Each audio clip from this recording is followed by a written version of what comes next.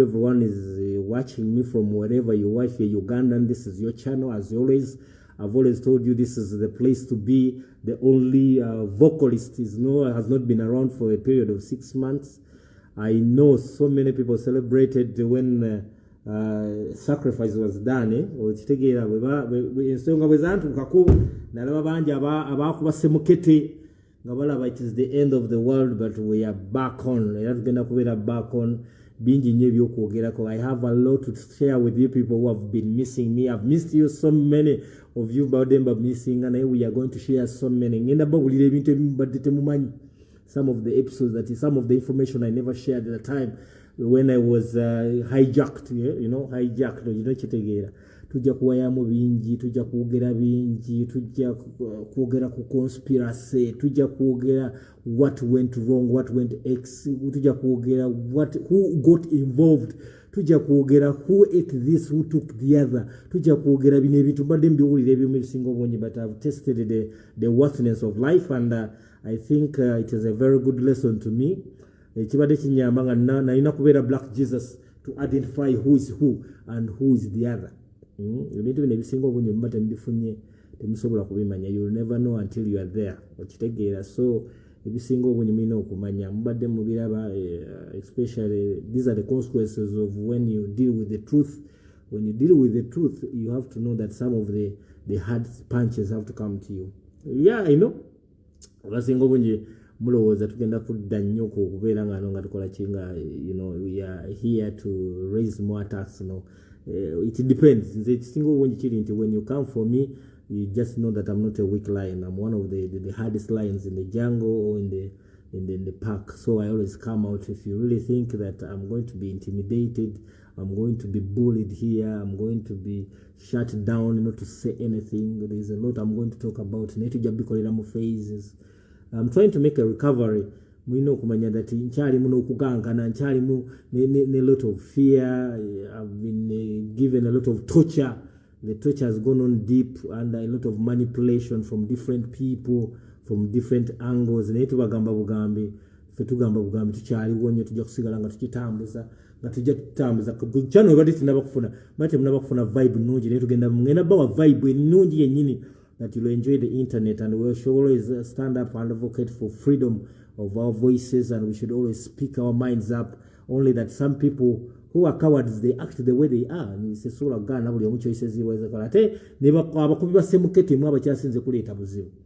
Social media nebeerako abantu banjawulo nnyo nga boogera ebyenjawulo, twogera wano ebintu ebisinga obungi, ebimu ne bibitwala so personal, olw'okuba to identify some weaknesses within ourselves.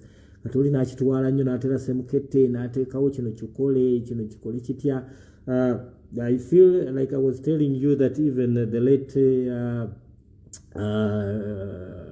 Ichuli went through a lot, and a lot of information in chapter yayo.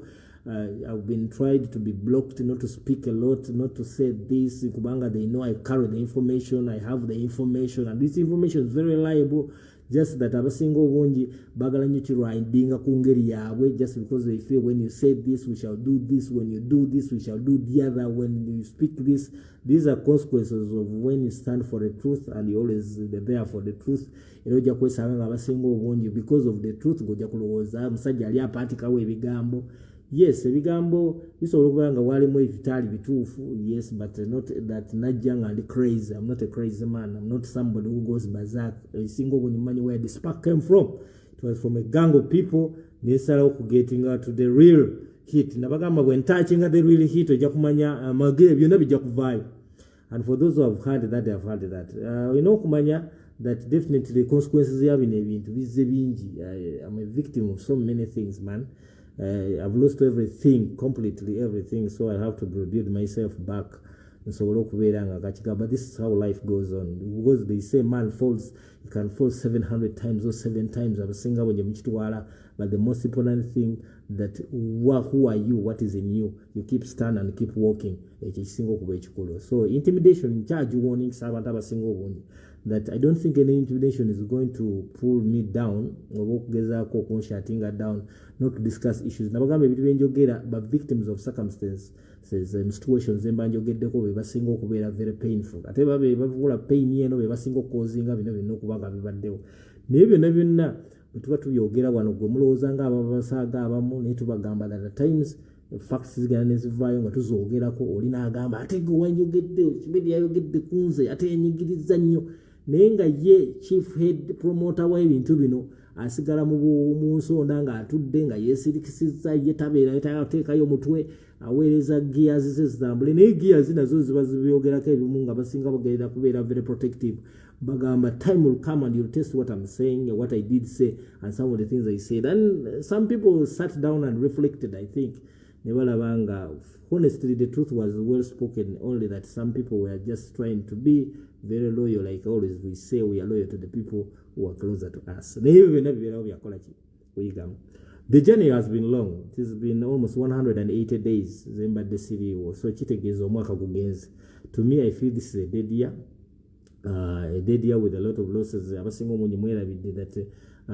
faced a lot since January. I got an accident. I was robbed as a person.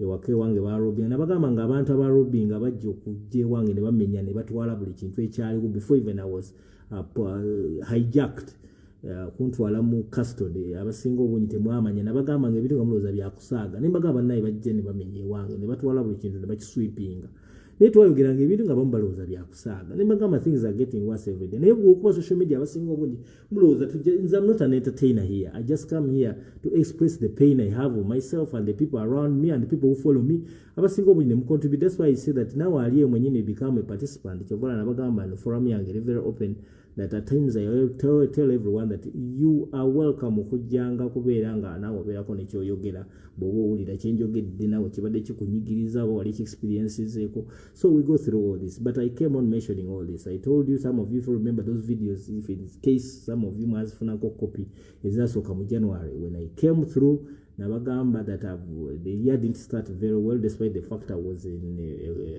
very comfortable with friends of mine nabagamba ne social media eno nako emikwano mitono nnyo giri emikwano ng'ebiri esatu sina mikwano mingi nnyo naye lwakuba basinga obungi bagamba mukwano gwaffe yes you can say I'm your friend but these high friends of ours on social media era kino kitesitinze kinene nnyo manyi buli lwofuna nayogeranga nenzijana tubeera ne topics ne bagamba the biggest pain in life oba oyagala kumanya ensi bwetambula be knocked funa challenge mu bulamu bw'ojja kulaba bintu bingi nnyo ebigenda mu maaso najja nfuna effects zino nga nnyingi yes najja nfuna effects zino nga nnyingi kyobola nabagamba bwenafuna accident omukono guno abasinga bali balooza twali tugudimba naye mulaba n'enkovu yiino egenda ekola recovery okitegeera nkyawona buwonyi omukono gwenafuna accident eyo in January then after that accident I went through a robbery at home.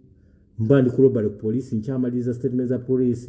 All of a sudden I think nze mbwongo bwange bukyangamba abantu bennyini ababadde mu ruckus eno I suspect them to have been the people behind the robbery at home ate ne creating nga balaba nga ne police yali egezaako okunyamba by that time ogezaako finding out who actually came home and broke in and took stuff from home. Then all of a sudden tuba tutuuka ku point of identifying who are those people who came home. Then all of a sudden they hijack me to the cells never take out bridges ezaali enene nnyo ezaali nga walinga ne bwoba oli otya wali tosobola because there was a lot of manipulation ezaaliwo naye bye tujja byogerako mu maaso. Okay, we shall go on like this. Naye olwaleero nze kwebaza people. I came to thank so many of you, you know. So many of you I need to thank you, man. We went through, you guys. So many of you have gone through so many things. It is very emotional, but I try to control. Let's take it. Some of you don't know what I went through, and madde mpulira ebweru bantu boogera birala naye tugenze mu bintu bingi nnyo. I don't know what you people, I don't know whether you know things in life how they can be. It was a very good test.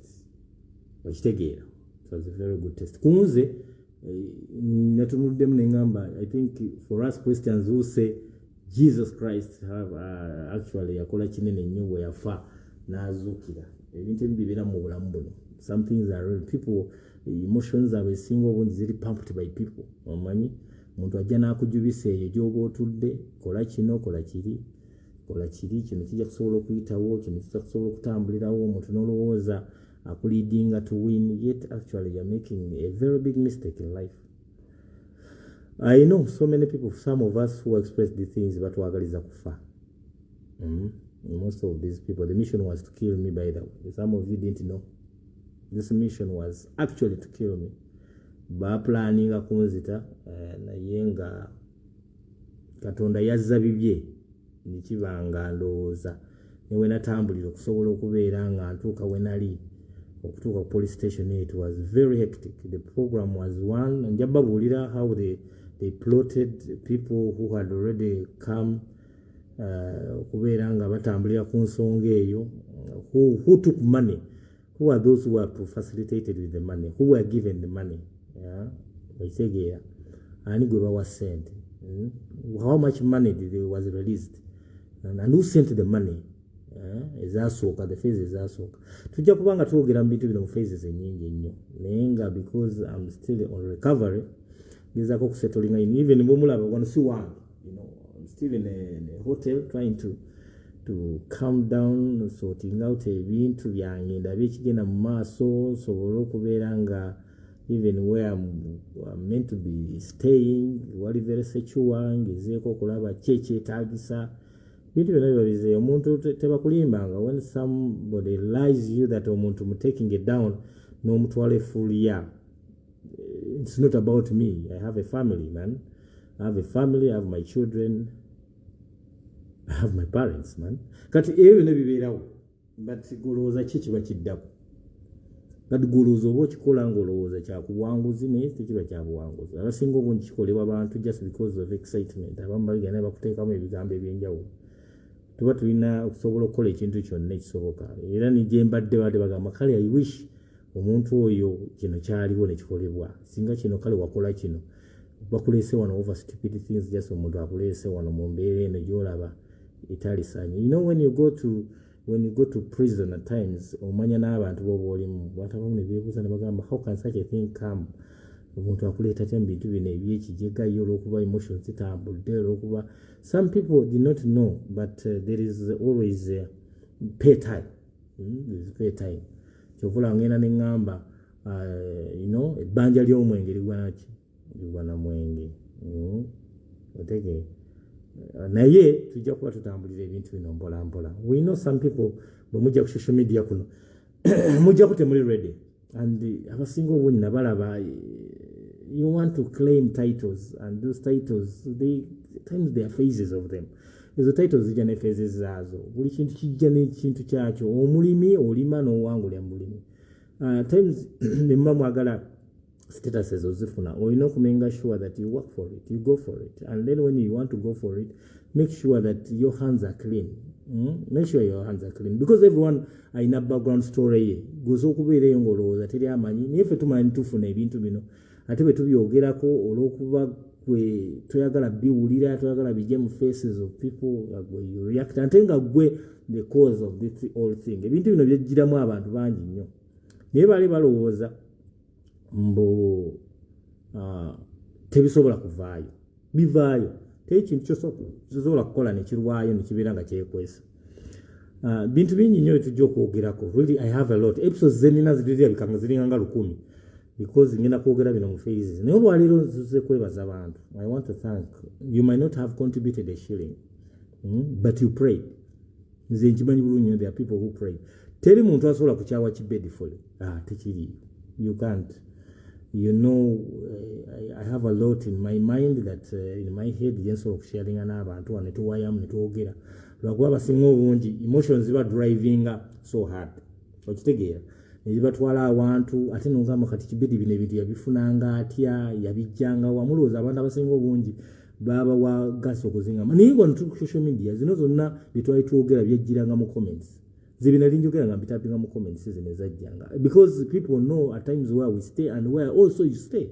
Abantu bamanyi stories za my life za abasinga obungi aba contributing ne ebintu bina gitesangako bali from the family background naye olw'okuba bo bali nabo bagala kuyisaawo byabwe nga bakimanyi boogera amazima nga bwe tunabyogerako bamanyi bijja ku actually prove a point, but at the end of the day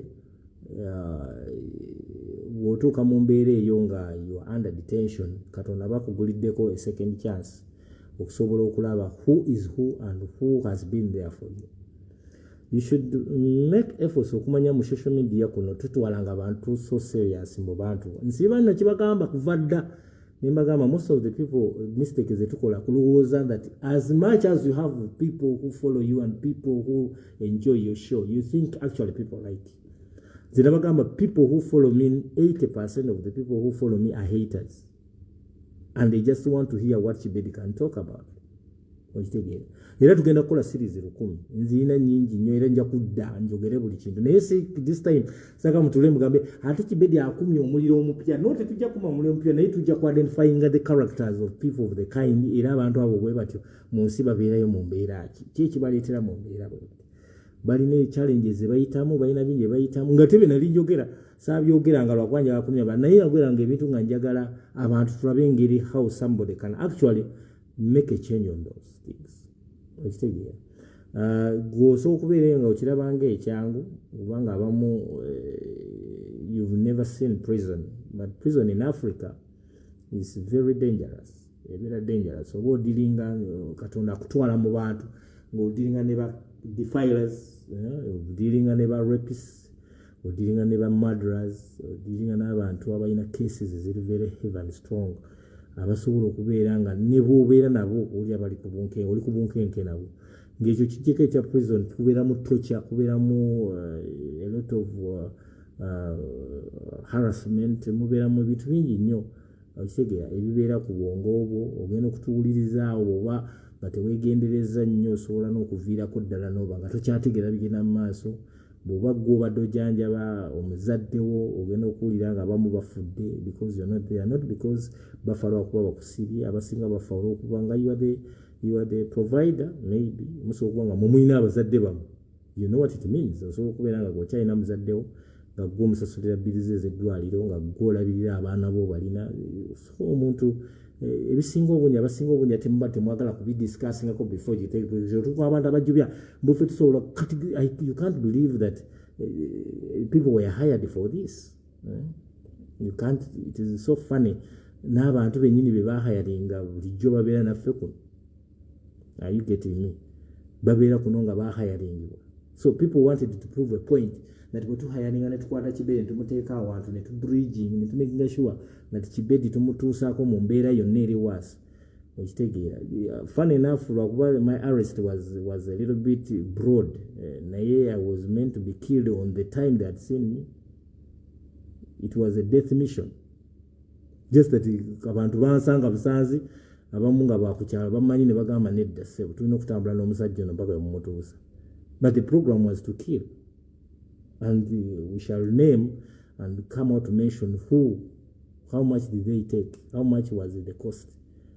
Batuuka ku kirya ani yalya, ani ataali, ani yali involved, ani yakukinga mission eno yonna. Baani be baateeka ku program eno. So ebyo bijja kujja mu time. Naye nga ekisinga okuba ekikulu kyagenda kyenatunuddemu, I really want to thank people. There are few people I can mention, sort of mentioning all the followers. Ne njagala kwebaza abantu muli bangi abasobola okubeera nga mwalaga solidarity. There are so many people who got in touch with whoever was concerned. Ng'oggyeko ba masqueraders because tebibulamu ba masqueraders. Mulimu ne ba masqueraders abaatwala we are there, we are here, we are doing this ninga bayisaawo byabwe. Abo nabo gye bali nga bangi mu bungi ninga abasinga okubanga really got concerned babadde naffe till the end of time. Era bino byonna okujja mu maaso okutuuka ku mbeera gye twabaddeko tolowooza mbu gojja kubeera ogambe Kibedi yamba munafuyizza nnyo ne bateeka kubanga abasinga obungi bwabaddeko Semukete ne parties ze mwakubanga bankutte abamu mwakola mpitirivu nnyo nga muwulira obulamu mwababuwuninga. Nenze Katonda yaŋŋamba calm down, you watch, genda ku big screen olabe ekigenda mu maaso. Thank God that at least revelation y'ebintu abasinga obungi tugenze tubizuula ate tujja kuzuula bingi nnyo. ebisobola okubeera nga ebimbadde temubimanyi naye I'll speak them out at the right time kansobole okubeera nga I try to settle in nsobole okubeera nga ndaba how things are. Abamu bagenda ne bagamba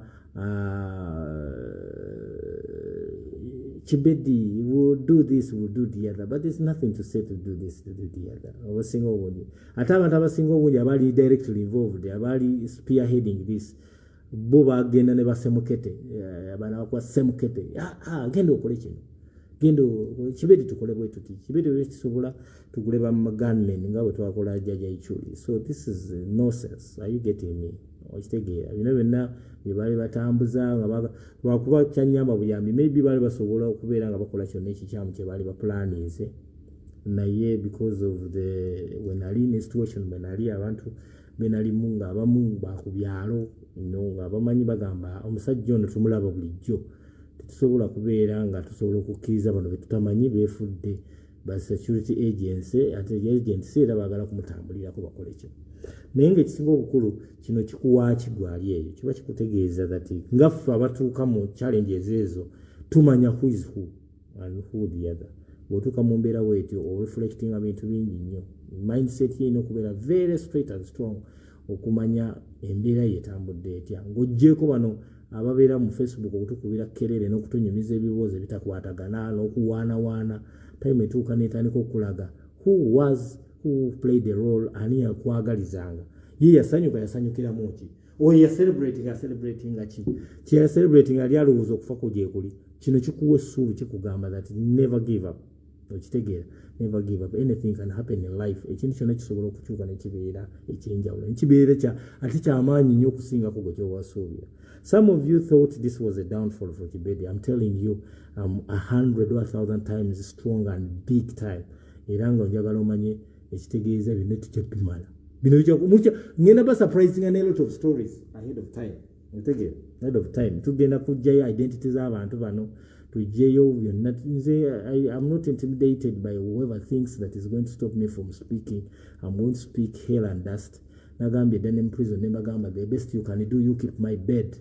If things go worse I'll come and stay here for fucking 50 years. Are you getting me?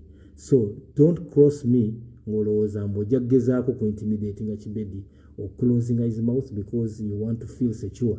We are not going to go into this nonsense. And we are not going to be intimidated by people who think that actually for them they are heroes. They want to gain here okubeera nga bafuna status just because intimidation is a part of them. Kukyakwa intimidation ekirabanga ekintu ekitono ennyo. Abantu bakuukinga ebintu byennyini nga baagala kufuna awareness, baagala okulaba nga bo bali ku top, baagala okulaba nga kino. Naye ng'omuntu akumisleadings. Ate aba kumisleading and most cases tebabaawo nnyo mu mbeera eziriwo. Kati ebintu by'ensi byo ebintu ebiriwo tubagamba ebintu byonna bibeerawo ku nsi nga naye bibaddewo ng'abantu mubiraba. Bino ebintu bijja character y'omuntu emala n'etuuka n'evaayo. Tosobola kweka who you are forever. You can't hide. You can't hide, trust me. Tosobola. Ne bw'ogulirira ensi yonna n'ogimalayo. You can't. Character ye esigala ebeera character yo. Era time etuuka character yo n'evaayo. Ufine, omuntu osobola okulowooza mu Kibedi kati ye tetwamuteeka mu negative zonna. Twasooka tumutuukirira ne tugenda ewe ne tumenya ne tutwala buli kintu ekyali ewuwe. Tuba twamaliriza okufuna investigation azifuna okuva ku poliisi ate ne tumukwata ne tumutwala mu kkomera. Gwe n'olowooza owangudde.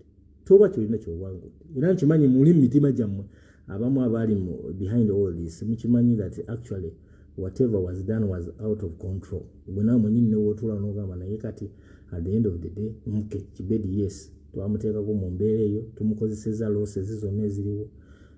Tulina ab'enganda abafudde nga basobola okuba nga bafiiridde not because it is the cause naye nga omuntu afa pressure olw'okuba mutabani we muzzukulu we kojjaawe muganda we aleteiningibwa naye ogenda obitulamu n'ogamba kati bino biki byabaali okitegeera ogenda okufuna ruutu yaabyo nekyali kigendererwa kyali ki kwa Kibedi yes Kibedi amaze 6-7 months omuteesa under detention oteeseewo embeera yonna mumuteeseeko olw'okuba ggwe olina abantu bo abajja ne bagamba we can do this, we can spotify this, we can creating a movement nekibeera nga Kibedi tumuteese mu kifo kwegamba wotajja kuwulira bigambo byonna byaddamu kwogera. Internet will live forever. Social media will live forever. Okay, zino networks zijja kubeerawo forever. Tezisobola kubeera nga zikola ki azivaawo. So olaba abasinga obungi omuntu ekisinga byonna era nsiba nkibagamba, it's not about forgiving you. Abasinga obungi mugamba Kibedi yes bamusonyi, yes kisobola okubeera nga twatuuseko ki, but what about the time man? Kikyolowoozako ku time eyo. What do you think Kibedi had? Nsobola okubeera nga nawe olina omugaati gwange gukagwa gwendina naye nga gwe gwendya. How many people live on people? Abantu bonna bali wano balina obuvunaanyizibwa. Sina gwe nnyoma mutalina obuvunaanyizibwa, buli alina obuvunaanyizibwa. That in times bw'oba ovuddewo kati kitwale mu Kibedi yali afudde twali tumuziise, but there are people who are there bagamba kale yoyo oyo abadde waffe n'ekitono kyabadde atuwa bwe badde family agamba ekitono kyabadde atuwa naye kibadde kituyamba. Baba abaana bakusoma sawa zino wali sanze abaana nga batambula dda bagenda dda mu byalo babawe ye omuntu yaba alowooza it's about omuntu okutula n'ogamba ekyo tukikoze naye look at the time space bw'oba okoledde omuntu ebintu byonna bishattering down man. You get off everything dies man. So nga gw'obadde oweeza amakerenda ga maama wo taatawo kajjajjaawo muganda wo nga gw'obadde omulabira nga you're the source, kati nga gw'obadde omukwasaganya kati oli tava eri n'agamba ate ekyo stories zino ezisinga obungi zirina okubeera nga omuntu ozitunuulira nnyo n'olaba kikyokoze tomega ate n'oluma. You don't do that, but when you do that kiba kikugjayo gwe huuyo okitegeera, kiba kijjayo gwe kikyoba oliko, kiba kiraga gwe who you are. You're getting me? Kati Kibedi tosobola mumenya. Legends live. All people you've seen in life that have gone through jail at times, abamu babaddemu, yes they can actually, health yange sikyagitegeera bweri, seetegeera, simanyi oba nalyaki mu kkomera, simanyi oba nanywaki mu kkomera. So I have to go through a medical check-up which is serious. Tulabire ddala ndabe enkyovola nabagamba engezaako okusettlinga nina okulaba omusawo wange asobola okukebera immunity yange bweri, embeera yange si nnungi nnyo. Sobeera muneka stress yes nga katambula nga kagamba Kibedi everything now you're on zero, how do you run things now? Kiba kitegeeza you have to go back to the drawing board. Tosobola kujja muntu n'omutira omwana we gwe n'ogenda mu family n'olowooza you can bring back the son or the daughter. Tebiba byangu. Fine. Twalina ensonga mwazira. I was there when my brother Kanyamunyi was just having a few months to live. Namusanga. Under his confession, he regretted so many things. He said, apart from the parents giving me forgiveness, but I did something wrong. We all make mistakes in life, but we don't pull a gun on people's heads. No. Tikiri yecho. Yagamba nsobe nagikola.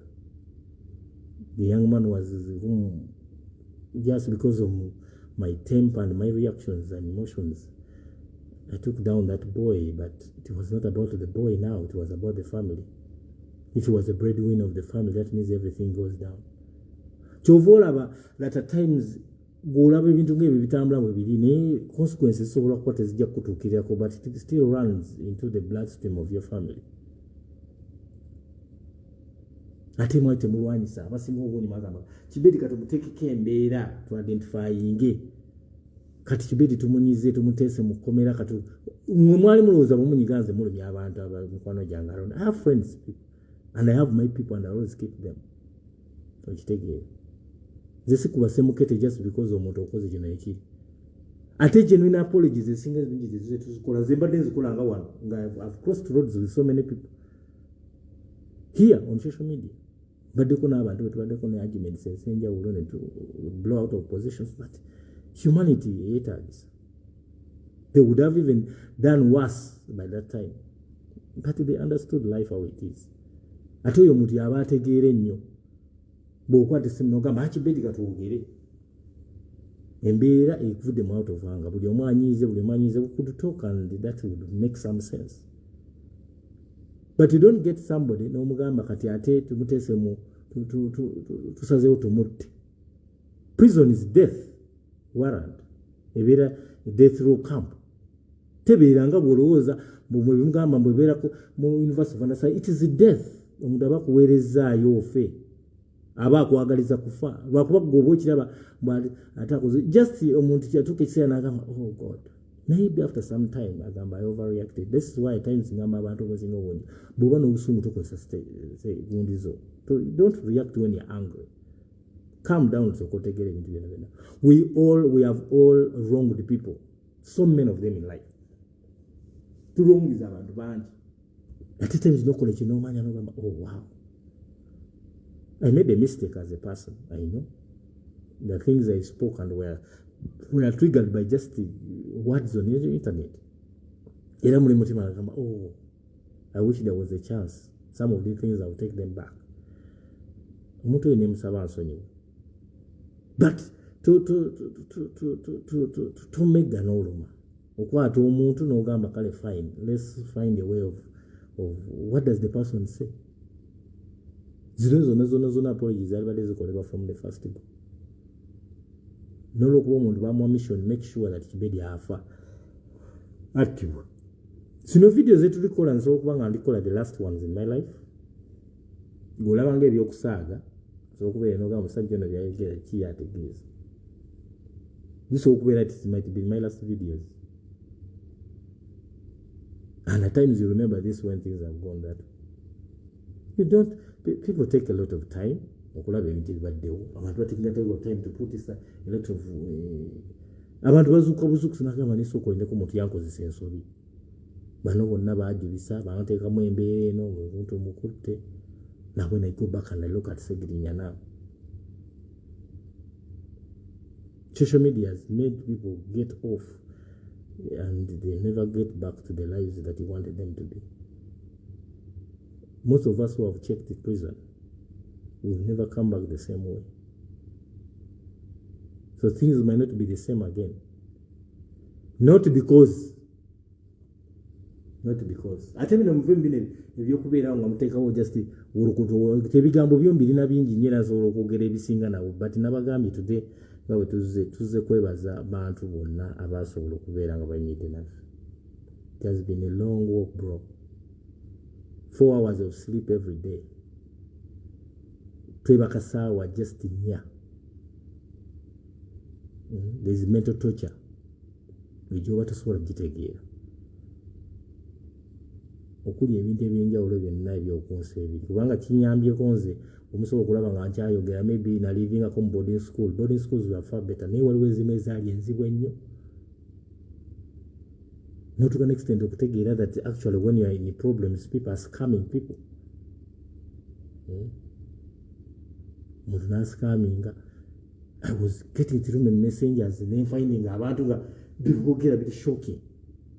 Kibedi tugezezaako okuddukirira nembaga mu muddukirirawo. Nze nembaga bannange amazima gali nti that I have very few people who stood with me. Naye kiba kyakugezesebwa. Oba olina kiyigiramu nnyo n'omanya kwizo. Nze najjanga nnyumyana ebibo nembagamba abantu bafa. Oli najja kulumbera omuntu neyeeyogeza abaana tujja balabirira omukyala tujja mulabirira ennyumba gyalese tujja gizimba kino tujja. Wow, those are all fakes. Omuntu n'atuuka n'okutwala amabugo n'agalya akozesa ebyamala ebizibu bye. Taking advantage of that. Nga ne bw'omugamba naye ssebo gwe wakolektinga wano amabugo gano kijja kitya okubeera nga omufu amusuddeyo obusuuzi ne taraso teziriiko naye ng'ate tusuubira sente zo zakolektingibwa zirabire ne ku baana be n'ebyabagenzi nga tebiri ng'omuntu ne yeekaza. Era ojja kwesanga so many people say Kibedi where okujjako nga gwe ngamba bugambi wansabira ekyo nja kuwa credit kubanga okunsabirako kubaddeko okusinga kwonna so kuba tewampa 10 saagala kunnenyambo tolina 10 kye wawaayo. We've been battling ekintu kye tubattling nga bakiteeseko almost 300 million shillings on Kibedi's head. Bantu baganyiize waakiri bafire kye balina kyonna kyonna bamengesho. I didn't know that actually I had authority on internet. Kyova nkugamba gwe bubeere n'okola akantu ko katono waliwo ebibaluma ebibabisiga naye abasinga obwonya times obuzibu bwange obundeetera ebizibu amazima nayogeranga mangi.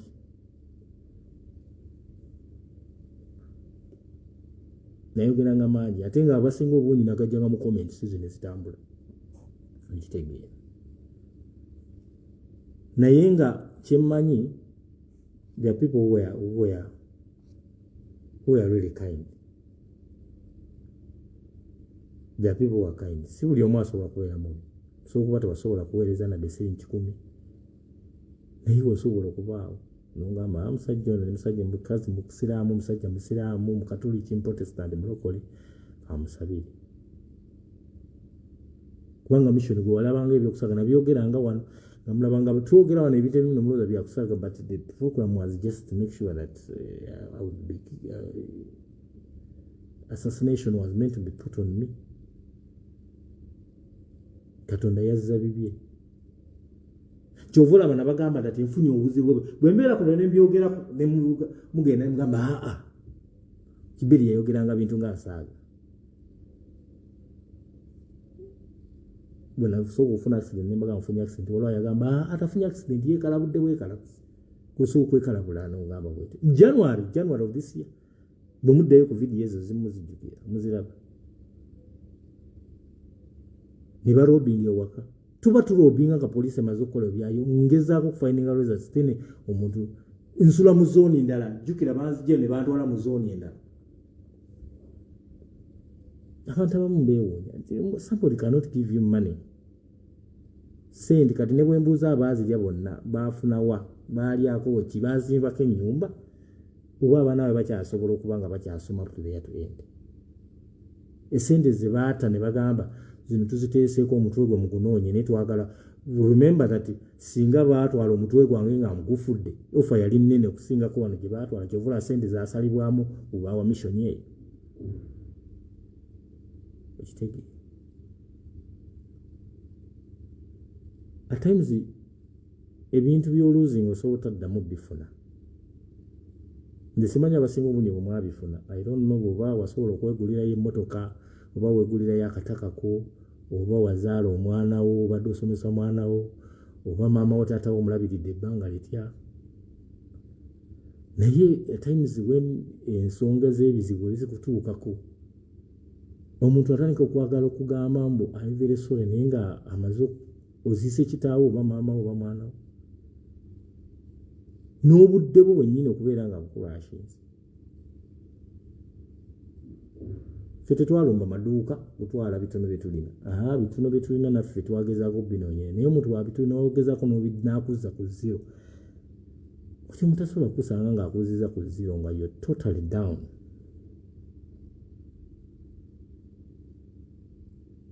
kati ebyo byonna bitera okubeeramu naye bibeeramu ebyokuyiga so in life you should just understand people in their own picture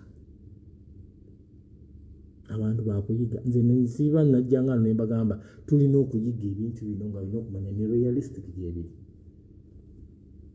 era singa olunaku olwo lwe banzita wali badde ogamba Kibedi yagenda dde you know in the fraternity muyita influencer blogger you know people on internet golabanga ebintu ebimu ebibeera byokusaaga but you should know butunuulira saawa zino some of the members have already gone. I looked at Segirinya, I felt even sad to myself. Ningamba, check this. This man was in prison. When I go back, Nentunda Ichuli was in prison. Katonda mumuze bulo mirembe nga Ichuli. Ninyina nitula ningamba ngojeko oyo. Tunula Segirinya, where is he today? I looked at the picture when I was in prison and ngabamulese ku news ningamba, my God. Look at the man I used to talk to from prison, and guess what? Tasobola nakuddamu kubeera nga now Kibedi goes in. Now Kibedi comes number 3. Era tuwewuunye ekyakkeera ng'olaba fesi yange ekyuse eringa ng'ettaka eri so black. Ekitegeera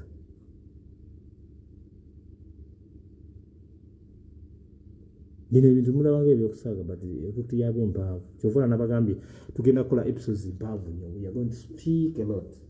We are going to talk a lot. Some of you are going to get shocked. At this time, we are not going to speak things that we are evidences.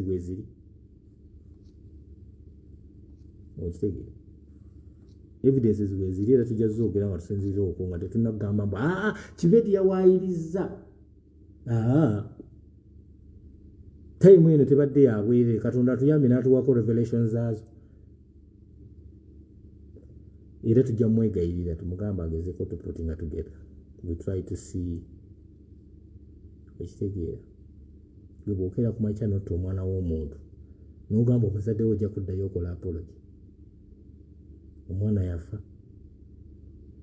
And you think things are going to be that easy. Si bwe kiri. That's not how things are meant to be worked on.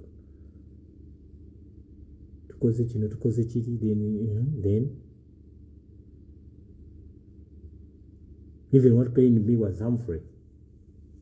I'm the first person I think who was so much in touch with that man before he left US here last year. But when I visited him in Chigo, I felt so bad okubeera he passed on and other people who died that then musajja muzisi nyabo mbampitanga oyo musajja tava ku nnyimbe. I've been there for so many people. Saga kukujjayo no. But I'm shocked that some of the people they actually they use this as a tool.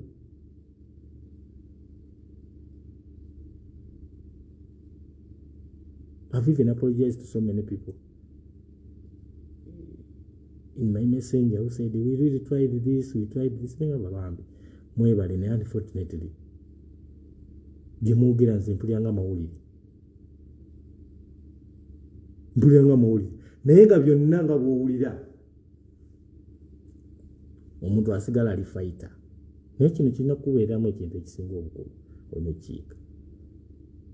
Bantu nga twogedde ku bantu. Batwogedde. Singa ebigambo byali bitta, abamu bali badde baafadde. Fine, at times okwogera ebigambo nga si bituufu si kirungi. Especially nga tobinaako bukakafu.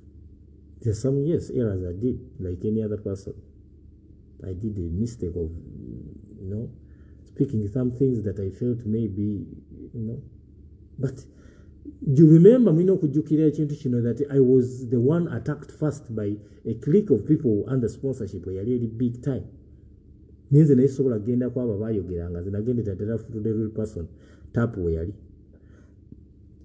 I know they were very upsetting. But this were very wrong that I made a mistake of. That's why I said I'm sorry for all the things that I came up to say, but those are emotions. Lwakuba gwe abasinga obuli mugamba ekibi kigwa na kibi. Ate tekigwa na kibi. Naye simanyi bye nayogera nga bisobola okubeera nga mission yabyo yali yakutta. Era omuntu azitakulimba nga n'akutwala mu kkomera. Gwe n'olowooza omuntu aba akwagalizza kufa. Bino muve bino mubabamu nze kubanga abasinga obungi ngenda ne mbagamba that at times omuntu agenda mu kkomera nga teyalina mize mirala. Yagenda alina mize mirala nnyo agenda okuvayo ate ng'afuuse ekizibu ky'okukyala. Baamutwala lwakubba kasimu yakomawo kati atema muntu mutwe. Fine, kisobola okubeera nga yes, it is a measure okusobola okubeera nga omuntu omutereeza mu ntegeera ye n'endowooza ye. Naye abasinga obungi I've learned so many things that when I was in prison I was saying omuntu yasooka najja ku Wuuno bwe yafuluma he became much worse. Kubanga the people you are going into they are not baba aviirako ddala. Characters ziri eri za njawulo nzibu nnyo to the extent that olina okubeera very careful ani abeera mukwano. Ezo tujja zoogerako leetalo. Tujja boogerako how things go and what. But at the end of the day, abasinga obungi byendabyeko bwemutegedde babadde batono. They acted sympathetic to me. Era njala beebaza nnyo. Kiga mu Bible baabuuza abantu baweeyo ekimu ekyekumi omukazi omukadde ayita yina najjako eppeesa mu bunaku obubuzibu. Mu the Bible they say she gave out a button of her cloth. Naye Katonda gwe yasinga okublessinga. Kyovula ngamba mmwe abaasaba era babadde basaala abo mukola mutya beebaza nnyo. Thank you so much. N'abantu aba stepping out nga concern balaba egisa out of control. I want to thank you, man. Your voices on the internet, man. Egisobola kubeerabiramu. Your voices really counted a lot. Amaloboozi gammwe. Gano ge maanyi ga internet abamu gye mubadde tumanyi. Concern zammwe. Yes, there are people definitely tosuubirayo bantu bata celebrating. Abo nali mbamanyi balina okucelebrating because there is the other side and there is the other side. Naye nga nina okwebaza abantu abasinga obungi abaasobola okubeera nga bambi. Amaloboozi gammwe ga countinga nnyo. For people who came out and raised the concern. Mugamba tetuganye Kibedi kale yakola ensobi. Naye bw'aba yakola ensobi, is the punishment worth? Omuntu n'otuuka n'omulamuzi n'olabira ddala nga n'omulamuzi talina kyakukola ng'alinga nga gwe bateeseeko emmundu. Even people I knew they were really close, they would intervene. Ne babeera ba beneficiary for my being locked. Nkimanyi n'omuntu bw'afa wabeerawo abagenda ne bamulyako ne bamufuna. But I was not dead. You don't make business on somebody in problems. N'ogifuula nga business. Gwe n'ogituula mbu neetaasizaako byange. Mbu Kibedi, I was getting me. Ate omuntu n'akeepinga quiet. Can you believe? At least ojjanga n'ogamba why? Kibedi waliwo yatuwadde 2,000 ez'e Uganda. Naye ebisi byange mbadde mbirina nakozesezza 1,800 ebibiri bibye. N'omanya naye omuntu n'atabeerako kintu kyonna kyayambye kusiggama mbu wamuwadde Kibedi naye waliwadde okeetika musa n'ogamba naye ani ali ku Kibedi ki ekyetaagisa. At times ebintu ebitegeeza. Naye ovanga ebizibu byonna the evil of money kikyasinze kubeera the biggest issue. Abantu bali ku internet kuno ate nga be basinga obubi ate enjala beeruma. Ofiiriddwa omwana mu nnyumba oli nga ate ye n'abeera nga celebrating agifudde nga business edduuka. Kati mu Kibedi mulabanga ye falafala alina okuva eri ze nkube Semukete saawa ze. Nkuba Semukete awasaana okubeera Semukete. Nkuba Semukete awasaana ne ngamba why? Kyovula mbagamba that some of these things ebisinga obungi biwanvu muko. Naye nga tujja binnyonnyola mpola mpola. Nkyali mu recovery. Tolowooza mbu ntegedde byonna naye nina bingi. There is a lot on my desk. Kansekense settling in ndabe tulabe embeera bwe naatambula. Naye ebintu byonna ensi bwe bwetambula. At times naye simanyi sobola okumiitingako n'abantu ab'enjawulo. I've got a lot of interviews I took with so many victims that are in prison. People who did so many stories. Ebisinga nnyo mwali mbisoma musomye mawulire. I've interacted with almost every corrupted MP that was brought. I've talked to them and I've heard their side.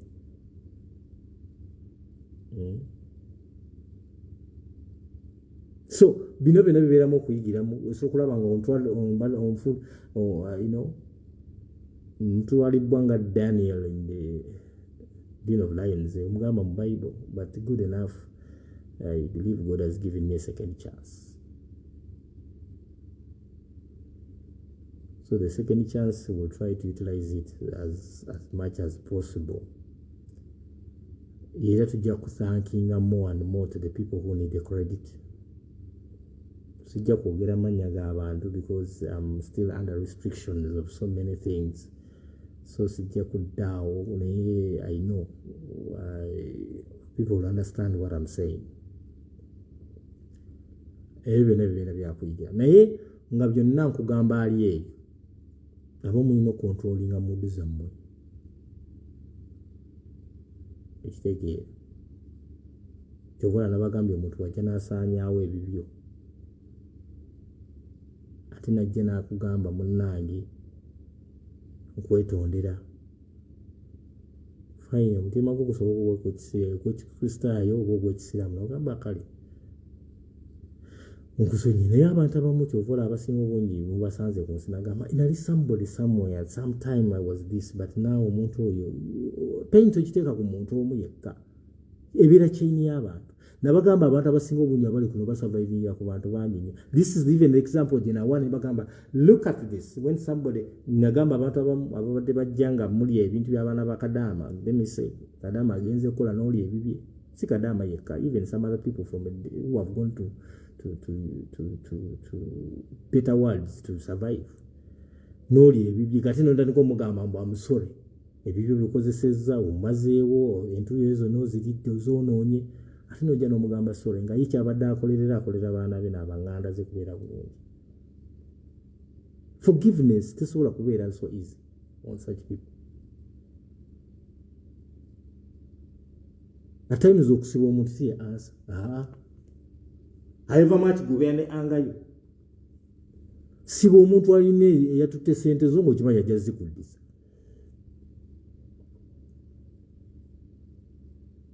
Katonda judgments aziwa bulala naye ng'era tujja kwebaza buli omu yasobola okuteekawo embeera because without this dialogue I don't think twalibadde tubusobola okumaliriza ebintu bino kubanga there is a lot of junk involved. There was a lot. Omuntu ajja gamba Kibedi NRM nagamba abantu bange NRM I don't need to have an NRM person to come because at the end of the day n'ebintu byennyini abali bafollowing a court session ezaali ku internet abali bazireese nga baziteekamu abantu abamu muziraba nga ne coordination yennyini ogirabira ddala there is a lot of unfairness dealt with. Ekitegeera kubanga eno project bwera bangi bajja kugamba tugifunyeemu nnyo abamu babadde tebaagala na Kibedi bamutee ng'efudde kaduuka ng'agamba bizinensi y'amaanyi era abantu bagamba tebalabangako bizinensi yaleze ku cases ndowooza among the few be baali badetaininzeeko mu prison but nga bizinensi etambula. Tuvula obulamu bwange ndi bwekengera nnyo era amaloboozi abamu beŋŋamba that you raised your voices and your voices have really kivula namwe nabo ebazizza emirundi 10 for especially people who came out and go to the concern to raise their voices. Mwera mwebalire ddala ekitegeera mwebalire ddala era mwakola kinene nnyo. I want to be very thankful mwabaawayo ekitono kye musobola oba ekinene kye musobola kiyambeko ne bwe mba tezantuukako at least you made that step. Mwekitegeera you made that step kubanga saagala obeereyo gambe Kibedi waka no naye nze mba manyi ne bwe bawaayo ne zitantuukako wagezaako wakola omulala kyatasobola kukola naye abalala abasinga obujasa okuba baasaba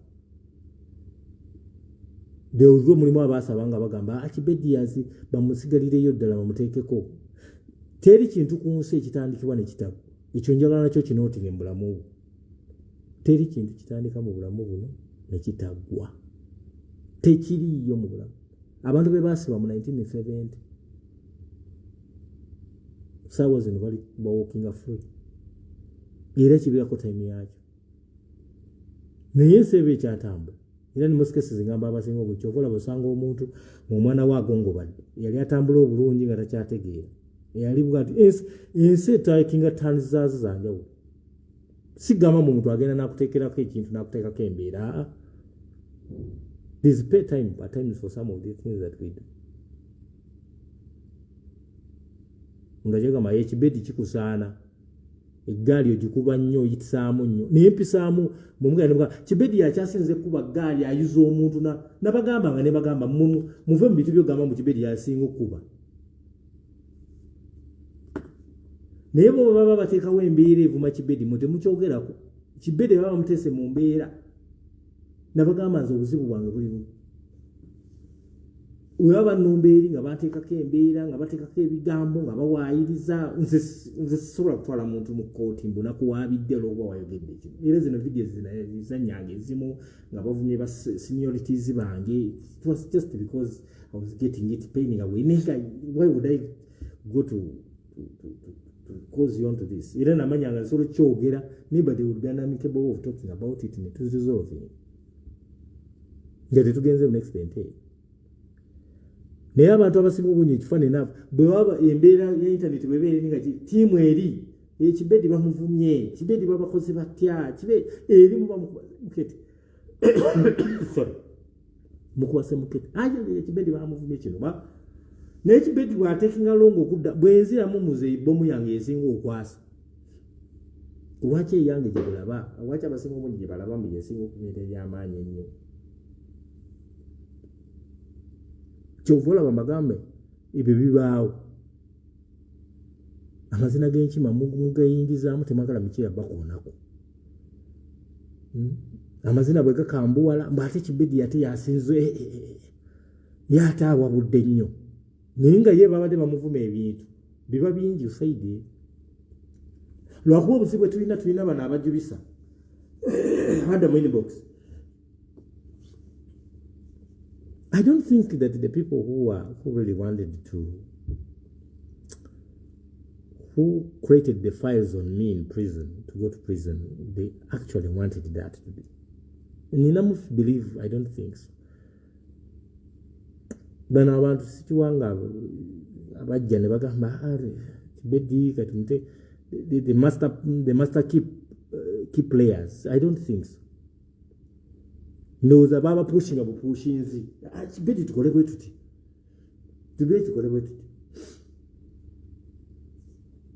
mujjukira bwe natambulako nenfuna abaataakazi ku kkubo. I think they were even making a plan of the kind. Ndowooza this time baali bagambye this time mufune owejjambi atemeeteme Kibedi bamumalirize. It was just another thought somebody maybe came up with. Ndowooza bulowooza sigambye mbu wekyali. Naye bino byonna nsibambi bagamba gwe bw'otuula awo ewuwo mulekere okukyaza abantu. Nsiba mbagamba ebintu bino mulekere okukyaza abantu mulekere okubeera nga gweweefuula mbu gwe oyagala abantu abangi mu bulamu bwo abasinga obungi abakubeerako ate be basinga okubeera ab'ebizibu be basinga okuteekawo embeera eno singa embeera ejja yonna be basinga okwefuula abo batakwagaliza mu abalaga ebyobugagga bwammwe mukoze ebintu byammwe weefuula mbu oyagala kulaga kino. Haters start from there.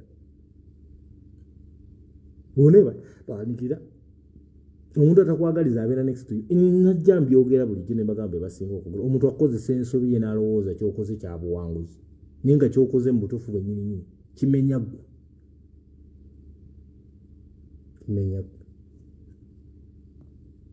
wakati ne bwe naddayo ne ŋŋamba kati Kibedi enkya nagenze nengula omukeeka gwange ne piro kati gye neebakako sinsi buli kintu kyonna kifu ekitegeeza era time ejja kutuuka buli kintu kiddeyo just a time ekibi kimenyamu byonna bwebudde bwokka that we always go through this. Bino oli abasajja abasinga obungi nsiba mbagamba saagaliza bantu nnyo kkomera era sikyagala nnyo bantu babatwale mu kkomera. In most cases njagala nnyo abantu ne tutuula ne twogera ebintu ne tukola ki era ngamba nnyo abantu abasinga obungi there's pay time nga gwe bw'oyagaliza omuntu mu kkomera waliyo time. In fact obeera muwanguzi ng'ate omuntu omututte mu kkomera bayirawo naye ng'ategedde ky'oba omukosezzaako bw'aba alina amagezi agategeera abasobola okukola apology. Nze apology ku platform yange nnyingi nnyo zinakolera ku bantu banjawulo era neetondera abantu abamu bali legit ne mbabuulira kino nakola kikyamu era I regret having done that. Ndowooza bo bakulu maturity yabwe y'amaanyi era nabo okusonyiwa bakukola kwalaali naye abantu abasinga obungi ate tekyali kya Kibedi mwali mulwana ntalo zammwe nga mwatakinga abantu balala naye nga mukozesa subject ya Kibedi. This is what I think. This is what I think. Mwine entalo zammwe ng'ezammwe ziri gwonyigidde omuntu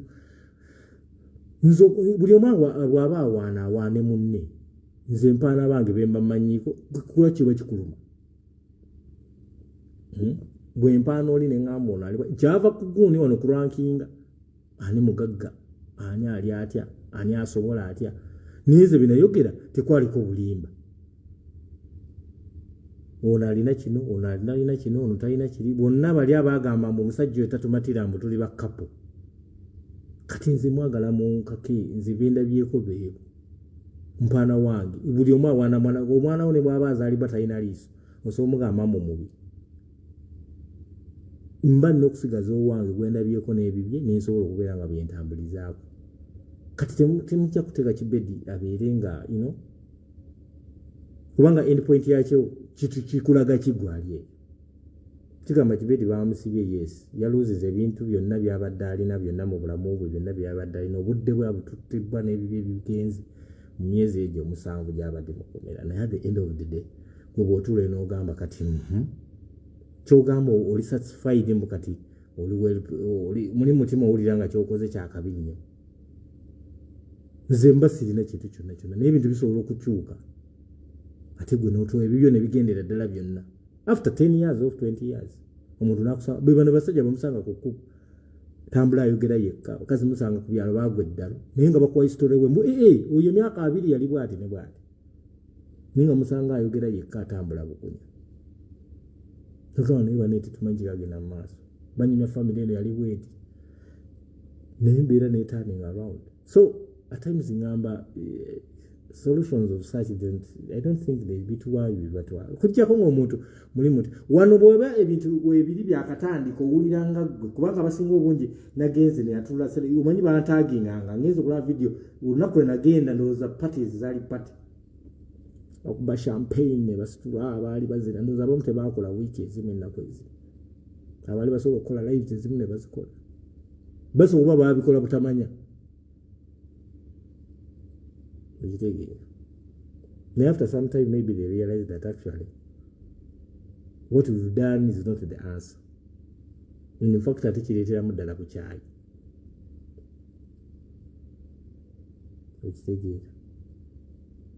I was just shocked that some of the people who were so much in touch with me in my message and what they didn't even make a bother.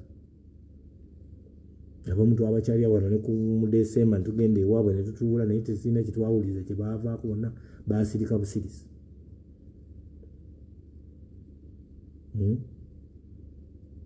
netugenda nze najja mbabulira ebintu ebiriwo ne muwakana ne mutta ne mugamba omuntu n'akuyita tuli stranded somewhere tudduse tuvudde ne mu kibuga tugenze essaawa 10 ez'ekiro tugenze kutaasa muntu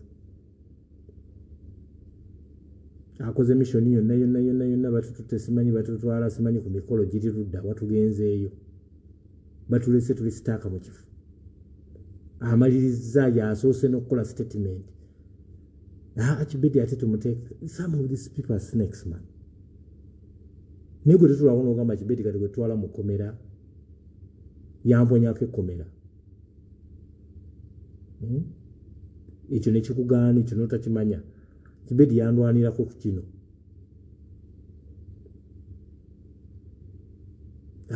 yes ali controversial naye yaliwo ku kino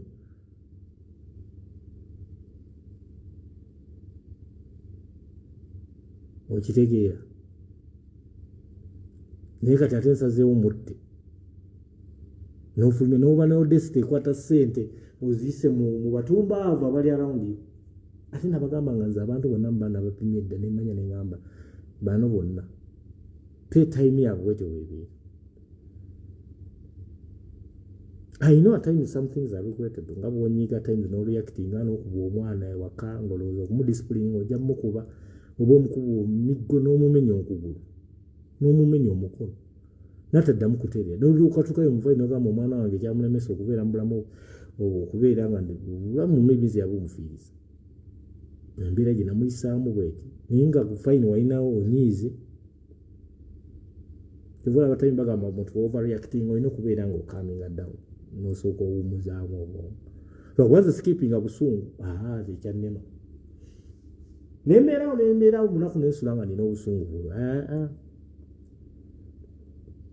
nosooka okundaba no nga mbaaluuka naye skipping busungu era time etuuka bwe biggwaako nembivaako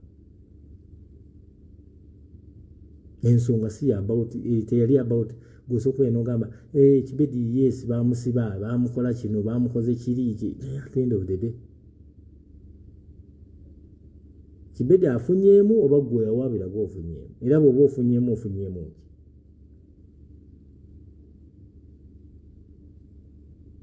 nowanga nkeera bwekeera Kibedi n'agongobala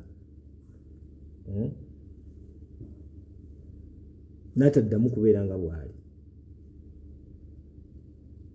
omuntu akusibye abeera nga akusse lwapa omulabanga ebintu ebitategeera lisita avuddeyo tulina abantu bangi abagadde mu komera ne batakuma kubeera the same the way they are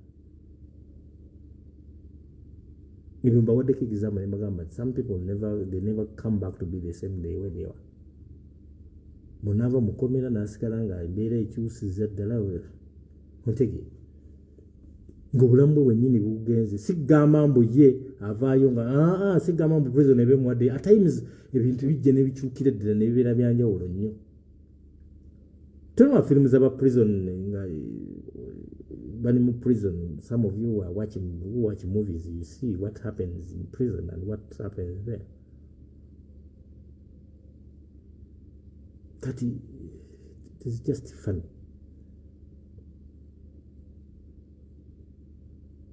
omuntu yalina akasitoowa ke yali asulamu kati ne mu hoteeri nga nkima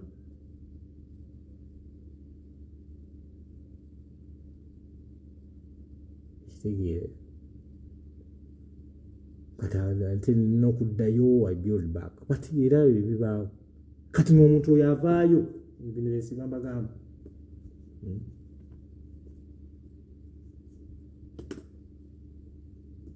kati ng'omuntu akuteeka mu mbeera bwetyo ng'ate atandika okugamba mbu ffe twamuleka tumuleka naye omulese kiki kyoba otegeeza abantu babasibye ogenda okuvaayo mukomera nga mukyalo we bamugoba ku ttaka ettaka baalitunda dda abayayi baaligula dda kati bwogamba mbu olwokuba omuntu oyo munnaaye kasita twamufeefeene twamusonyiwa okumusonyiwa kyali badde kya buntu yes tukwebaza kwekyo naye ekisigadde biki eba biriwo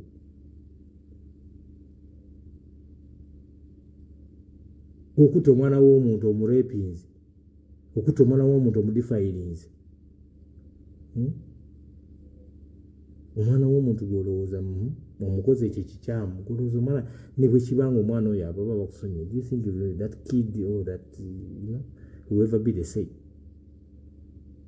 tikiriiyo bino byensi basomesa ne bagamba abakazi abamu baagaana okwasibwa because maybe they are victims of defilement some are victims of rape some have been abused beyond that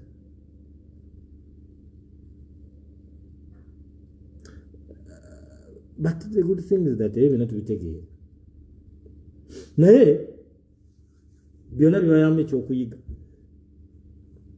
ekyokutegeera ekyakyo mwabadde bajja mu inbox Kibedi yes reconciliation can be done to people but the reconciliation goes deeper than that President Museveni bw'aba areconciling akola amnesty ku bantu abasinga obungi but he revived. See, he's not the best president in the world, but at times I think he understands that. The same way if it would have been Bobby Wine as the president, he would also understand the situation with Alibadi. That's what I would say. Ninge even ebispakolinga biva ku social media n'abantu baawo.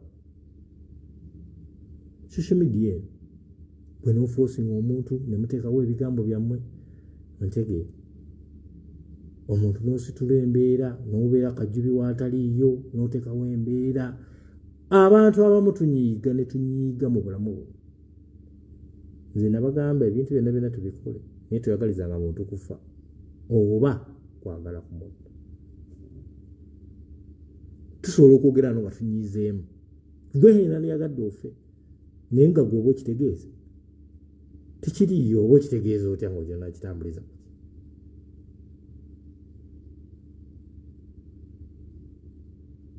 tekiriyo. So omuntu bw'aba akuteese mu mbeera eyo ekyo mba njagala mukiyige mwenna kiba kitegeeza omuntu aba akuteeseeyo nga saddaaka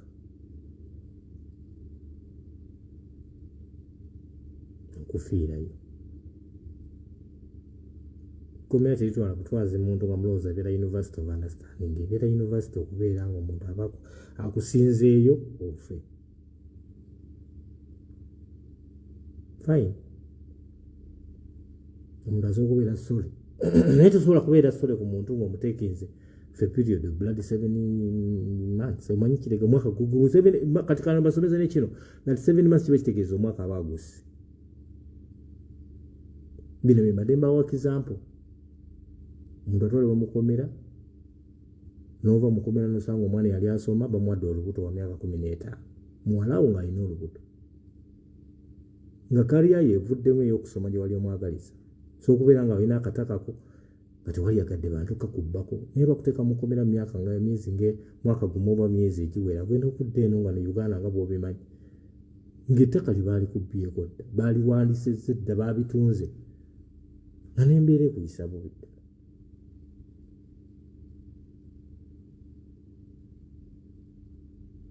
There are people who are meant to be in jail.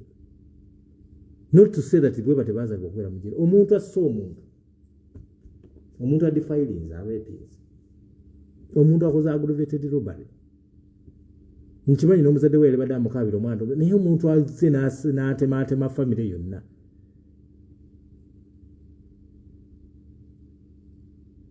Yesi muntu yakugambye yayogedde kino gwe n'oteekawo embeera yakujubiza kubanga gwe abasinga omungi ogamba atulaga amaanyi kubanga it was about who is who on this issue.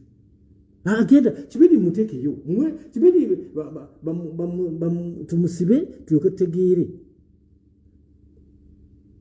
tutegeere ani abadde ani munne nnyo. In fact some of you people understand that for the people who balage who so much likes Kibedi tumusibe tumuteekeko kino ate onaakikola otya teekayo sente bweziti tulina abantu abanaakola kino tujja kusobola okukola kino Kibedi tumuteekeyo awo tulage mugo w'amaanyi maanyi.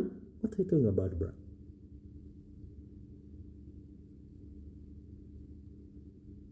Kati Kivula nabagambye tugenda kwogera ebintu bingi nnyo betujja okuba twogerako. There is so much that I'm going to talk about. I'm just trying to give it time kansobole okubeera nga I settle in. Hopefully I will settle in. Katonda ajja kunyamba settling in. Tulabe embeera bwe tunaagitambuza. Wano mugenda kusomerawo mulabe ebintu ebisinga obungi nebibadde mutamanyi mujja biwulira. Abantu tebanabbabuulira ekituufu, ngenda bbabuulira ekituufu kyennyini. Kivula nabagambye if it means this and this we are not going to shut up because people are trying just to make sure they bulldoze us. No. Kibedi awo tujja genda kalaba. We will speak because it's the only weapon we have. Ate si kulumba bantu abasinga obungi tebatwogera ebintu bino biba bivudde biba birina we byatandikira. Nze Kibedi siri mulalu munkeera ku makya ne ŋŋamba kati owunugutu abantu basooka okutulumba eno ne batulumba ne bateekawo embeera ne bakola bintu byabwe byonna bye babakoze ne babeera mu mbeera nga bakuleetinze environment wano tuteekewo kwetutike bwe batandika omuliro eri kati gwe bw'oleeta lwakuba times bagamba omuliro teguzikiza muliro. Olwo olugero lukola times. Naffe tukola mistakes at times okubeera nga naffe tuzza omuliro. Naye gwe okimanyi oli wiiki. Ate okimanyi bulungi nnyo omuliro gunaatandika ng'otandika kudduka misinde kugamba ate bannange ate ono yayogedde biyitirivu nnyo yasusizza kino ndowooza kyankubye nnyo. Naye nga gwe bw'obeera ne mwogera ebigambo ebirala ebyenjawulo ebyakire n'okuwayiza n'okuteekawo ebimu maybe bituufu ebimu si bituufu naye nga gwe nawe onoonya paati y'okuyininga at the end of the day kibaali.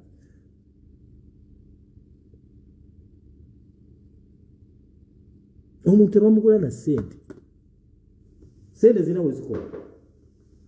there is always era kyovola abaokozesa ssente mu bintu ebisinga obungi at the end of the day bimane bi-exposinga byonna ebiba biri bwojja kulowooza ssente zezimala byonna atayinza n'obuntu bulamu busingako essente busingako essente ekyo kyakikubuuliza atayinza omuntu avudde eri n'areconcilinga naawe oba nemukwatagana muntu yenna nga takuteeseeko bulabe asinga omuntu akuteeseeko obulabe ate n'agamba nti kino munnange kino kyembadde mbawa example ne bagamba basinga obungi bakola ebintu ne bakola ki omuntu bakusiba nakugambye omuntu bakusiba ati nga gwe obadde ojjanjaba kitaawo ng'okyamulina oba maama wo okyamulina oba mwanawo oba mutowo olwokuba gwe obadde bread winner osanga afudde kati oyo omuntu asobola kujja nakugamba mbu munnange ate nga mu bintu byebakusibiddemu wali badde ogamba bino bikalinga sense bino bikalinga sense awo yasaana kubanga waliwo emisango egimu gyolina okutula nogamba naye gino gyali badde kisaana tetuganye omuntu osobola nomusiba nogamba kale katumusibe tumuteekeko a period of a space of time negwe noteeka omuntu omwaka mulamba nomuteekako omwaka mulamba just because oyagala kupovinga point kati nze bwembuliza kati gwoba ofuniddemuwo oba weteekako bukyayi wansi ng'oggyeko bino naawe mwennyini oba weteeseeko bukyayi kati ze Kibedi bwe banvuma singa Kibedi ebigambo bye banvuma ku intaneti kuno singa nali nsobola bitwala mu kooti neve lwakuba munnaye Katonda yatugamba bino biba bigambo byenzita bimpitako wa kyovula ate mwe tulireflectinga tugamba wayi akola ka video kali kazibu kali omuntu ono munnaye kisusiza nze Katonda yanyamba mu times tunula mune ngamba naye ensobi eno yakolebwa omuntu neza n'okumwetondera era he was having those plans by that lwoba bano basemukete be baleeta obuzibu bano babuwujja bunyama bano akola kino ate nga abamu nabawuuninganga ebintu ebimu nabiwuuninga nabawuuninganga nebagamba mwesibe omanye osobola okukavaringa omuntu bwokavaringa cannibalisita asobola okumalirako akulidde naawe naye kati gwe omuntu nkukutte nkudetaininze ebintu byo byonna nkusibye emikono nsanyeewo famire yo yonna n'ebibyo kwegamba ozze ku zero ate nenkeera nenzija nengamba waaye munnaye ensonyiwa sigamba oli muguwa ddalo wali ovuddeko kale ntugamba waaye gwe basibye emikono okuzijjako empingo ku mikono nnaku munnaye kugondera mbeera nina omwana nina bendabirira mbakuba saazaala mbadde sikkaanya kintu kyonna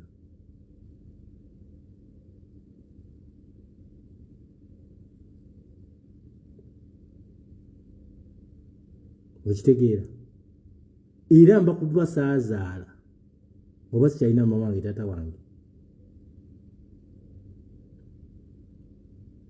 twali tulinda sentensi eyo bange naye ebintu byonna nga bwobira era bwotunula ebintu byonna times ebitutuusa mu mbeera ezimu obeera nabuvunaanyizibwa obulumi buluma gwe ng'olabirira maama wo taatawo mu mbeera ebeekunyigiriza oba omwana wo bwonde tutugenda kunyumya mboozi yakusooka ku sweet talking nga mutuzze kuki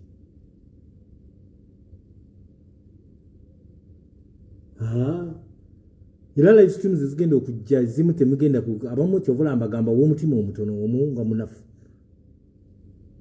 kansetulinga in kangeze kukulaba nga nsooka n'ensootinga kansabe Katonda nyambe n'ensootinga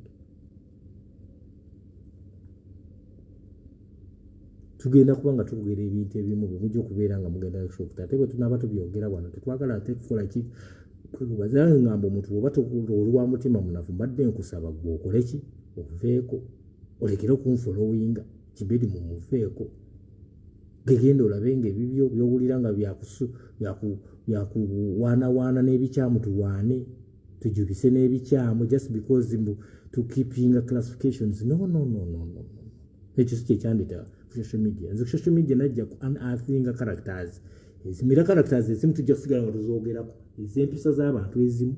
Gwe bw'obeera victim nga oli part of it, you will swallow the bullet.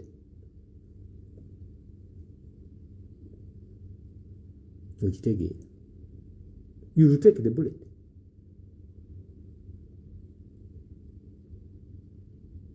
Yes, njimanya bagamba kati Kibedi munaku ate nze nabagambye ekyo ne bekiba kiri kati nzize eki Kibedi bwe najja wano ngamba mama wowe orororo kiri kitya banaye n'onfanfa nzize eki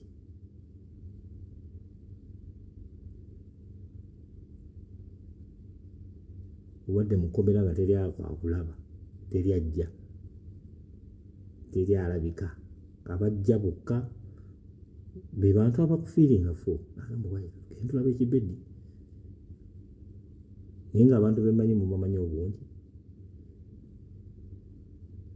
teri muntu zino nkikubuulira leero kiyigire ku nsi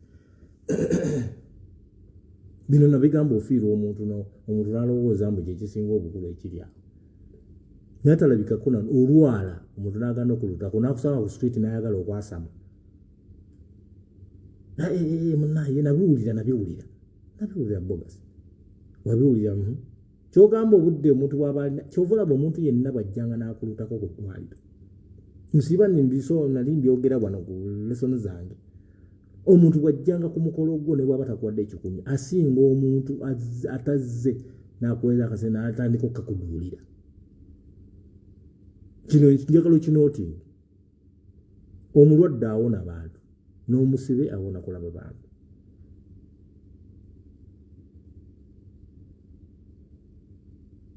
ate I don't know why the system in Uganda is that omuntu asiba omuntu ate n'ataking advantage mu time eyo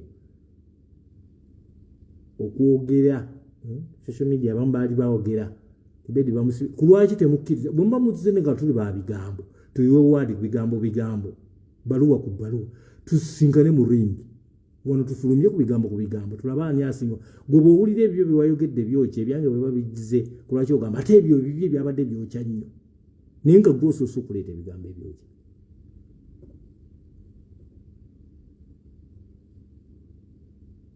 bintu by'abantu bisaanyibwawo omuntu n'omuteeka mu kkomera ebibyo byonna ne bifa kati gwolowooza omuntu ate nze ngenda ne ngamba abantu okusonyiwa kuli part of life naye omuntu akusonyiddemu aspect ki omuntu wamutira kitaawo wamutira omwana wamutira bizinesi ze wamutira ki ali anfuufu ng'omugamba kati yamba ate olowooza bwe lwawuuta enfuufu n'agamba naye ofunangako omuntu waba akusibye ng'omusango olabira ddala guli waafi buli musango yesi guba musango naye omuntu akusibanga ekintu ng'ogamba omuntu kyakusibidde mu butuufu kyali waafi naye waliwo ebintu ebisolvable by people just to have rehearse nemulwazi nga nemwogera nemulaba embeera ki lina okubeera si buli relationship gy'obeeramu olina kulwana na mukazi wo oba kulwana na bbaawo okusobola okubisaawo ensonga yo kubanga mu kulwana kusobola okuviiramu omuntu okufa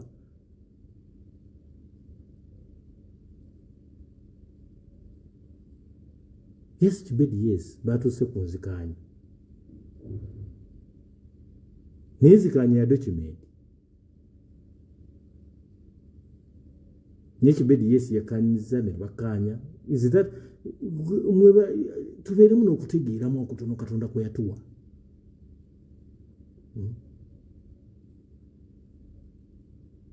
kati gw'omuntu wakusibye ate kitaawo nenyo okuba mujje ku ttaka mutabani wo takyasoma omwana wo nze embeera yonna notegeera wootandikira okubeera nga omuntu akugamba ate oba olina okuddayo okubajja oba batambula wanga teri mukazi asobola kukuuma musajja yenna ne baba musibisinga nali musajja mufumbu kati saawa zino omukyala yalibadde yawubuka abakazi abasinga obungi si bangu bakusulindamu mukazi abeera ewaka myezi 2 talina ssente z'akameeza talinawo kyalya talina mwana bwamuliisa talina ngadda ku ggwe alinda gwembwa gwe baateeka mukomero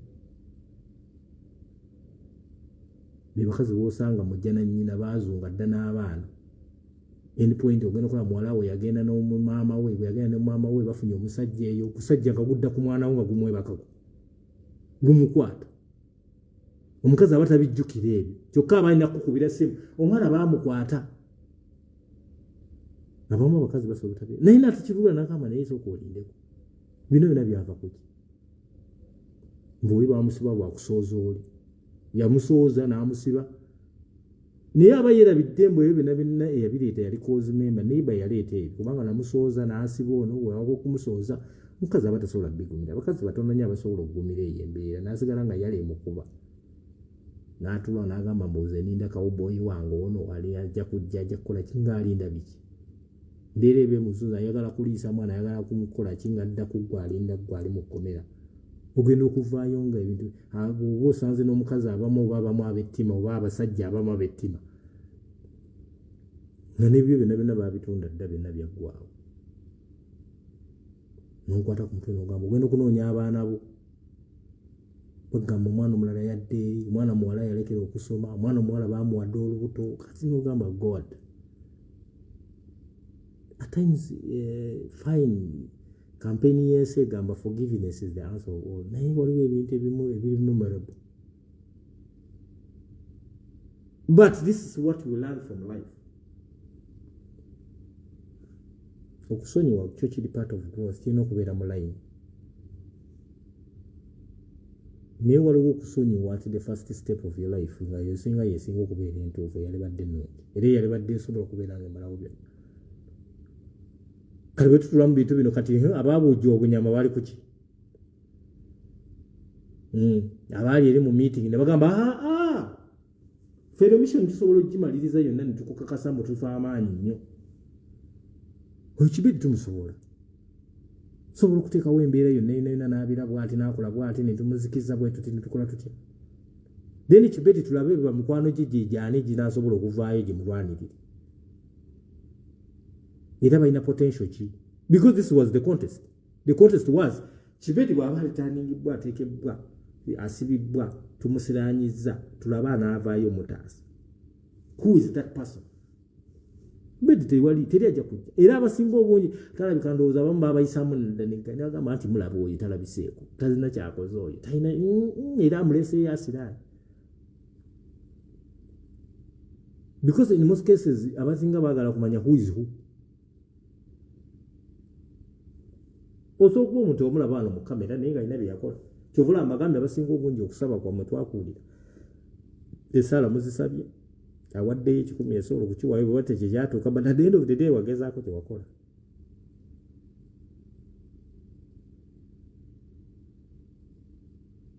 abantu bonna babeera fe olutalo olwaffe tufa nga bajje naye tekitegeeza mbu luba luwedde ate tugenda lutuwamu wipeesi kyovula ngenda nezigiramu akabuuzi k'Abaganda ebbanja ly'omwenge ligwa naki na mwenge naye tekitegeeza tuli ku revenge abantu abamu njagala mubiyigiremu mubitegeere tekitegeeza mbu olina kugenda nebyenkugamba kubanga abasinga obungi era tebakyayiga mbu Yesu bwe yakusifayingwa n'afa yatufiiririra ffe waliwo abakyabiwakanya today that's the truth waliwo abagamba ekyo tebikyakola tutubuulira ebyo kasasirewo naawe ffe tukola byaffe biba tutuli nobody there's no person who doesn't make a mistake in life there is nobody in life who doesn't make a mistake we all make mistakes but how do we react on those mistakes we make do the steps we take are they the rightful steps we make at times ojja kukola decision ng'olowooza gwe n'okuwangula naye nga tisigale nga kyekikuziika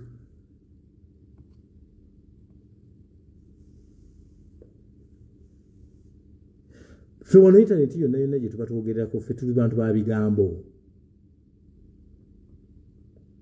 era njagala omanye mbubeera ku internet singa kuna ku internet zijja n'entandika okubeera no ng'asirise mugamba omusajja naleka mulala biba ebigambo byetweteekawo okuka tusobola okutambulizaako tusobola okwogerezaako tusobola okumanya kino ate lwakuba obuzibu obuliwo byonna biba bitwogerako byonna biva mu kintu kimu at times kino naye kiba kigezo lwakuba basinga obungi kisobola kikonda emingiramu ennyo naye kiba kigezo omuntu okulaga mbu ani yes Kibedi walinga wano weewulukula ebigambo byonna wali oyogera kikina ani yali munno ku time eyo weewe yatuuka obadde emida ebbanga bweriti so at the end of the day who has been with you who stood with you fine even though they would have stood it would not be easy but then who was with you omuntu ejja kubuuza ekibuuzo kambe Kibedi wano wali weewaga ne who has been there with you ani ayimiridde naawe ndowooza kati Kibedi otegedde who is with you who is not with you otegedde obuzibu obuliwo kwesiba ku bantu naye zaamanya omuntu wange yasobola okunyamba abali batya they might not be many but they were there they have played a very big role however much I'm on zero at least they have played a very big role many have played a very big role bangi osokuba kwe nawe oli part of it mukusabako mukunegotiatinga yes you played a very big role nga concern oyo nirwa kuba obadde tokimanyi mbobadde otaasa omuntu gw'ekyalo kye baasazeeko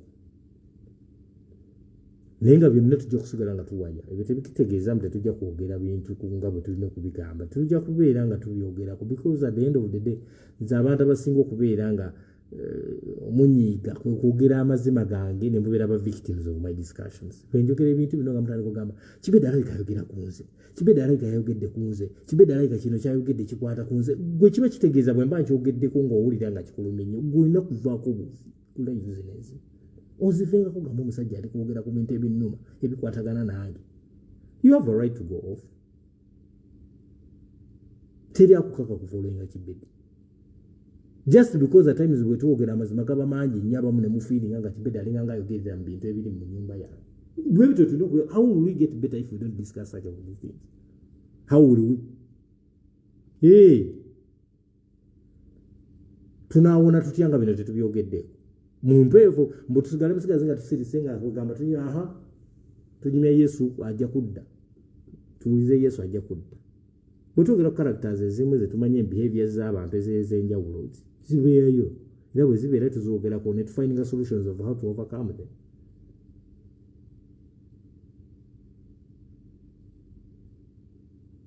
era abantu abamu bagambe naye Kibedi oli mugumu kwena embeera gy'obaddemu yonna osobola okudda n'obeera ne ku live saawa ze osobola omuntu omu yagambye mputidde n'okutya kati nzize eki oyo yabadde ambuuza namugambye nzize eki ssebo oba nnyama waliwo kyekuzza mbu Kibedi bwe nzigalawo nenzigaba neebase neebake mpumule nkole bwe nti kinazaaki tekinagigizza omuntu oba ozze ku ziro olina okutandikira okwo ogamba kati katulinga ekiddako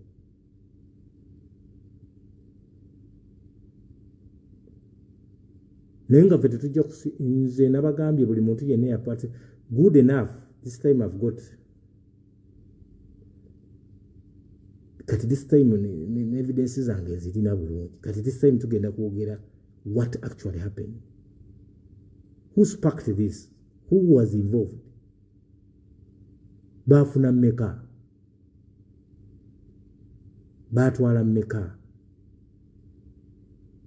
I will expose everyone there. Omuntu ekisolo kye bayita omuntu kiba kizibu naye at the end of the day abantu some of you nabagambye mulina okuyigira ku nze mbabulidde kati muzze mubiraba tuzze tulaba ebintu bingi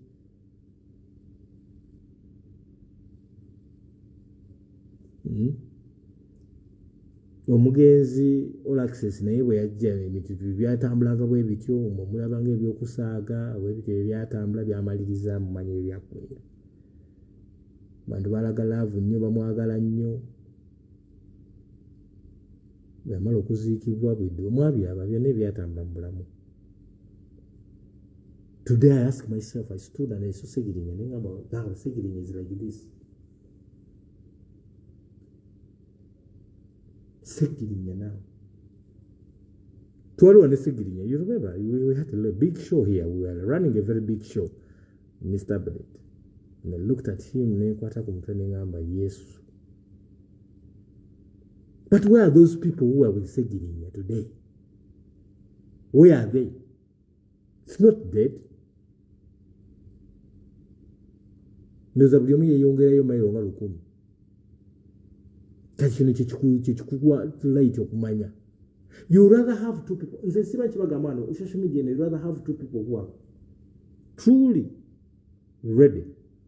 Nga ne bw'okola ensobi ajja kugamba mu ensobi ogikoze collaboration bweti. Ne bw'okola bwe n'anoonya engeri gy'osobola okubeera mu mbeera etaakunyigiriza ennyo. Nyina nga asobola okuddukirira. For today,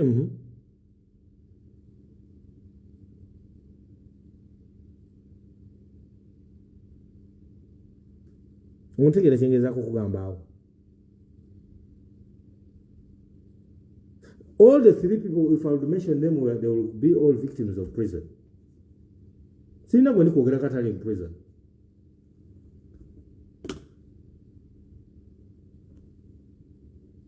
I think I'm next to Segirinya's who was the shortest? I think All Access was shorter. Yali omubanga ttono teyali awonye.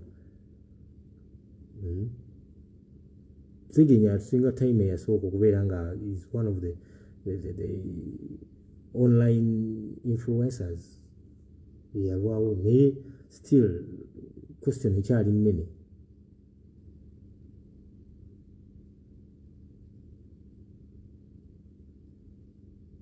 Kumira bibeera bintu birala. Kyolya, kyonywa.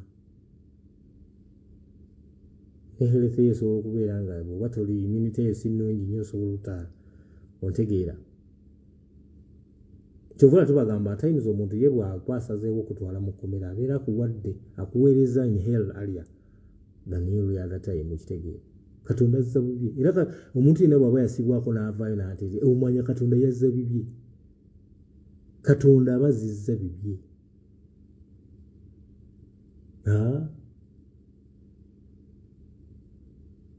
Omuntu abazza bibye. Kubanga waliwo omuntu okugamba mbu oyo yasaana ekkomera yes. Kubanga saagala agamba mbu emisango tegiba misango guba musango.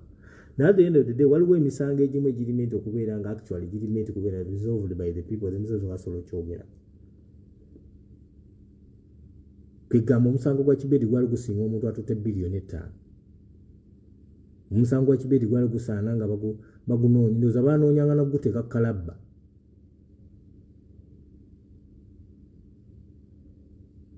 To the extent omuntu n'oteekamu obudde bwonna obugamba Kibedi katumusaanyizeewo ddala. Omuntu yekka okusobola omusaanyaawo olina kumutta. Naye bw'oba tomussa times kisobola okukuleetera obuzibu ennyo.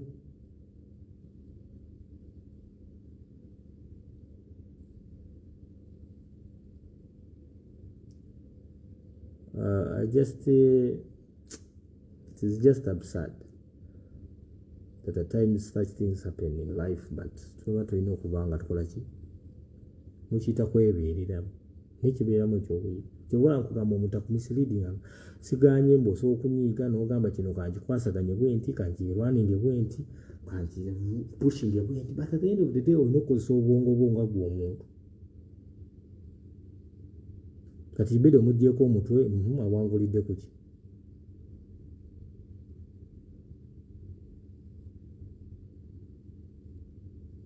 Okitegeera. Kati gwoba owangulidde ku ki? It is human. At times abantu bagaana okutegeeragana. Tubadde ne misunderstandings nyingi mu bulamu buno. Abubadde understanding ezisinga okuweereza amaanyi ennyo. Singa omuntu aba bagambye mbu omusajja ono twali tumuteese mu kkomera yatuttira ono yatukolera kino ogambako kale musajja awo waayo omusango gw'alina gwali muzibu nnyo nga baaba gusaana ki? Naye nga gw'obadde ofa ki? Kino bw'okikola nze ngamba abasinga obungi that's why at times ogenda okubeera awo omwana mbadde example ne bagamba otambuza omwana wo omuzadde ogenda okulaba nga ebintu byennyini naye tebiri ku working out of there n'obuuza kiki omwana amusasulidde fees mulwereddewo mu kino naye kiki ekigaanye ng'omwana ali locked up by forces of nature.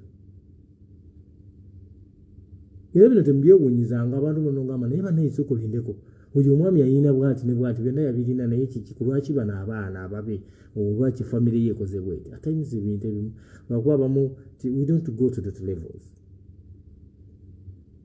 Omuntu ava mu mbeera bwati n'agenda n'akola ebintu ebimu nga gwe tojja mumulabako naye olabira eddala embeera nga ki ekukyukirira ddala bulala nnyo. That's why I always tell people that bw'oba okola okatinga omuntu at times yes kyova nabagambye that statements ezimu ezakozesebwa zisobola okubeera nga it was a big punch from me nga mu butuufu zinyiiza naye ku kyokunyiiga omuntu asobola okunyiiga naye abantu betulina okusooka okunyiigira mu bana abayisa insiders ababeera ne bagamba ne bajubisa tetuganye omuntu onyiiga naye n'okumanya negundi ekirevo zobota kubanga at the end of the day abuzibu buli ku bantu bano abajubisa tiimu gundi kola kino kola kiri kola kino kola kiri ate omuntu n'omutandika omwiva genda okole kino ebyo bivaamu bino byonna at times abantu bennyini bye babeera yes pain ebeerawo nga there would be another way of resolving matters naye bano abajja ne batandika okugamba tuluzinga tutya ku internet kati mu owangulidde ku internet tukoze tutya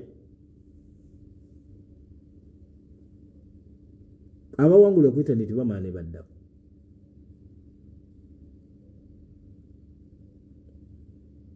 mulwana ntalo olwana olwanyisa si Kibedi olwanyisa abantu balala nnyo naye Kibedi gwe tumutwale nga sacrifice Kibedi international lawyer bwe tumukwata ne tumuzibako emimwa bwetu tugenda kuyisaawo ekyafu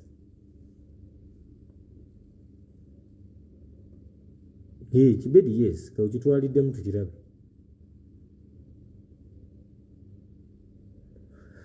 naye nga byonna omuntu ajja kugamba yes forgiveness is a very key thing ate nzigenda neŋŋamba abamu ababulira enjiri naye bagamba yes tugenda tugamba forgiveness okusonyiwa kikulu nnyo mu bulamu buno omuntu omusonyiwa n'omuleka n'agenda naye abantu bagamba omuntu omusonyiwe nga talina kirabu kyakukozeeko kibulabi bwakukozeeko nnyo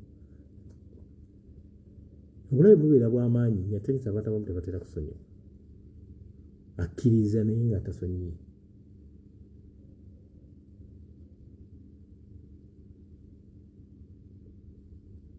naye nga byonna nina okwebaza buli omu ekyo nja saagala kibuusa maaso I want to thank everyone I repeat nkirepeatinze emirundi mingi leero I want to thank people really njala kubeebaza nnyo kubeebaliza ddala sisobola ku expressinga how you people you've really been able kubeera nga ensonga zino fine osobola tewazitegeera bulungi nawe weewuunyiza bino ebyaliwo but you've played a very big role osobola okuba weefiiriza akatono kubasobola n'ogamba waayi tuyambeko Kibedi wano tumuyambire mu aveni eno njagala kukwebaza osobola okuba ogamba waayi nali musajja mukyala musiraamu mbadde ensala nga nsaala Kibedi Katonda amuddiremu weebalire ddala ekitegeera I'm just very grateful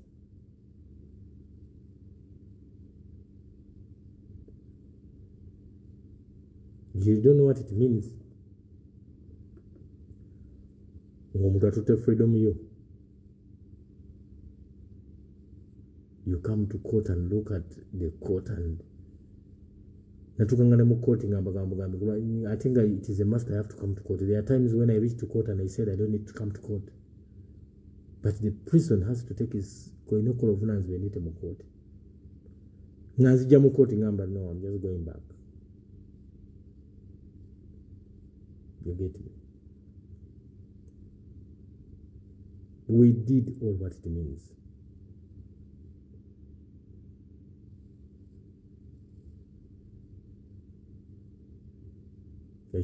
We did all what it means. Uvanga omuntu n'oleeta abantu bonna abasaana ekyasinga okunnuma you can't fight bail on Kibedi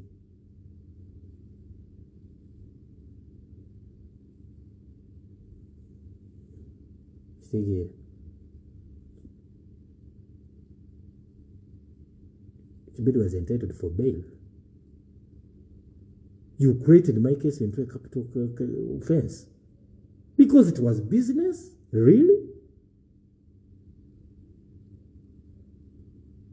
So najanga project.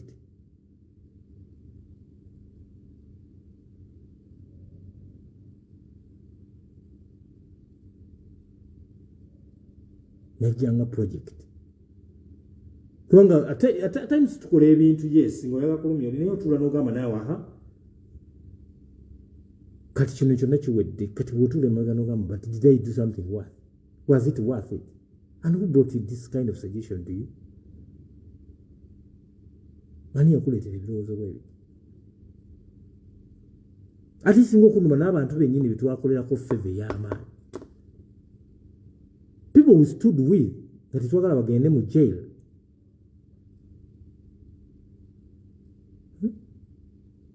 Ate ne bafuukira ddala mbu kati ate fe abasinze okubeera nga Kibedi byayogedde bitulumye nnyo. Because fact files bwe zibeera times ziruma. The truth hurts at times. Ate n'ogamba ate awo tulina okubeera nga tulwaninga. Ate Kibedi gwe tubatu eyatukolera kino eyatuwa amazzi ng'ennyo amazzi gatuweddeko ennyonta etuluma. Ate Kibedi gwe tebatuteekako goli. But at the end of the day bw'atuula awo n'abeera awo n'atula n'agamba man God. This is fine. At times we are misled. Now, times we are misleading. And I want to live the zimu zitwakulanga zabeeranga misleading. But you know. Tuvola nabagambira that live ezimu n'ebigambo ebimu bye nayogeranga n'endabira ddala nga ready because of our emotions reacting and getting pissed. Nenjogera ebigambo ebimu ebiri very hard core. And I'm very sorry for the kind of phrases I did use. Naye se teri muntu yayogera abasinga bo bwe bayogera ebisinga okubeera nga binyiiza mu kampu zaabwe. But I could not wish you to be. Era wano nsiba mbagamba yes ye times emyana ne mbagamba after ne mbagamba live zange zikoza times ziba tebikunyiizizza tebikusanyusizza sorry I'm sorry ebigambo ebimu biyiseewo out of ninga mbasi kikwagaliza nange okulaba ekiti. Nange mbasi kikwagaliza kubeera mu mbeera because I still need you to be around. Yes, you've lost it, but I don't wish you death. I cannot push death to you. Wanga zinfuniramu bw'ofa. Nawe bw'ofiirwa aba bw'onfuniramu obwa. Sitekina we kinyongerako. In fact, she had to go the rest of my life. Wano mulaba nga babyogerako obwogezi naye we sit back and think.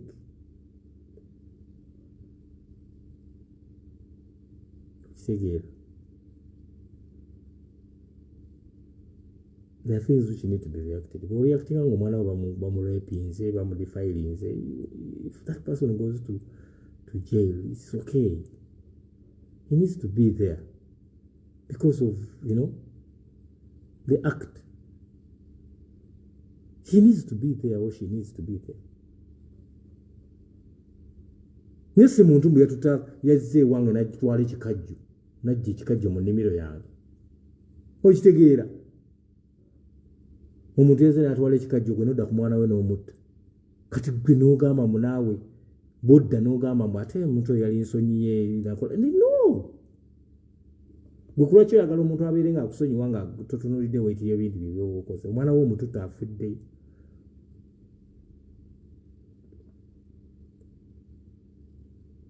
Ebintu ebimu si byangu nga gwe bw'obiraba. Bw'obiraba ng'ebyangu naye ebintu ebimu tebiri replaceable. Kivula abantu abamu baswetinga okufuna ebitono bye balina. Abantu balwana okufuna ekitono kye balina oba ekinene kye balina. Bakirwanirira. Olaba muntu kugamba nazimba golofa yange eyo munnayi nenasula enjala okumala emyaka 2. Neefiiriza. Kutokera ku makya n'ojja n'ogibomola. Ate n'omugamba munnayi kino ekisonyiwa nkikusaba. Naye omuntu gw'oyogerako omusanga n'abaana be 8 bonna baamugwako. So at times these things we have to think twice. tetuganye decision tuzikola ng'olw'obusungu olw'abantu ate kireeta obuzibu nti abantu abasinga obungi abaleetamu embeera eno be bantu abakajubisa bantu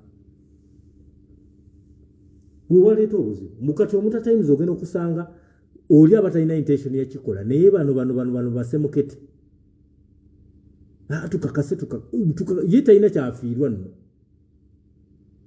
naye gwe ojja sigala mu kintu ekyo mu pikica yo gweweka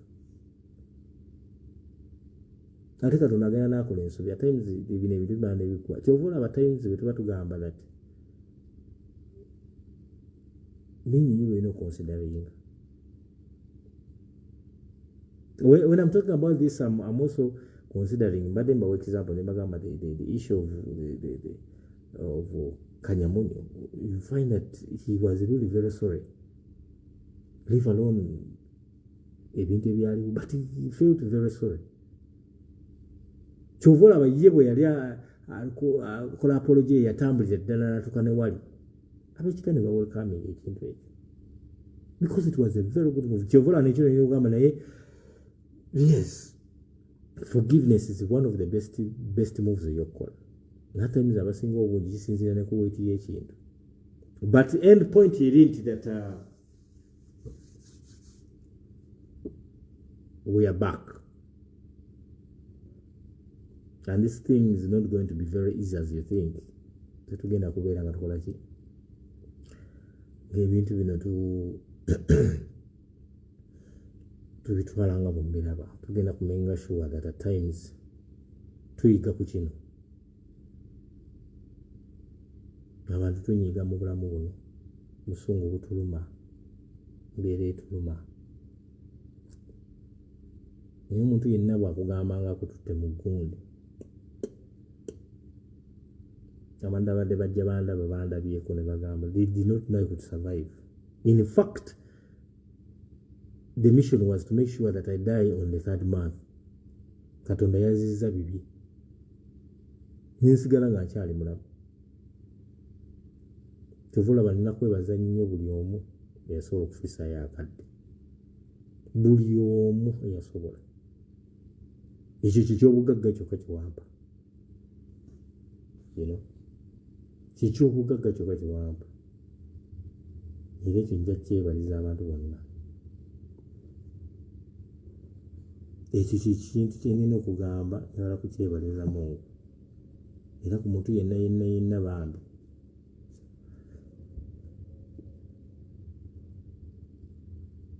njagala nakwebaza buli omu asobodde okuddukirira because it's not easy still ampaddeyo omutwalo njagala kwebaza. Thank you.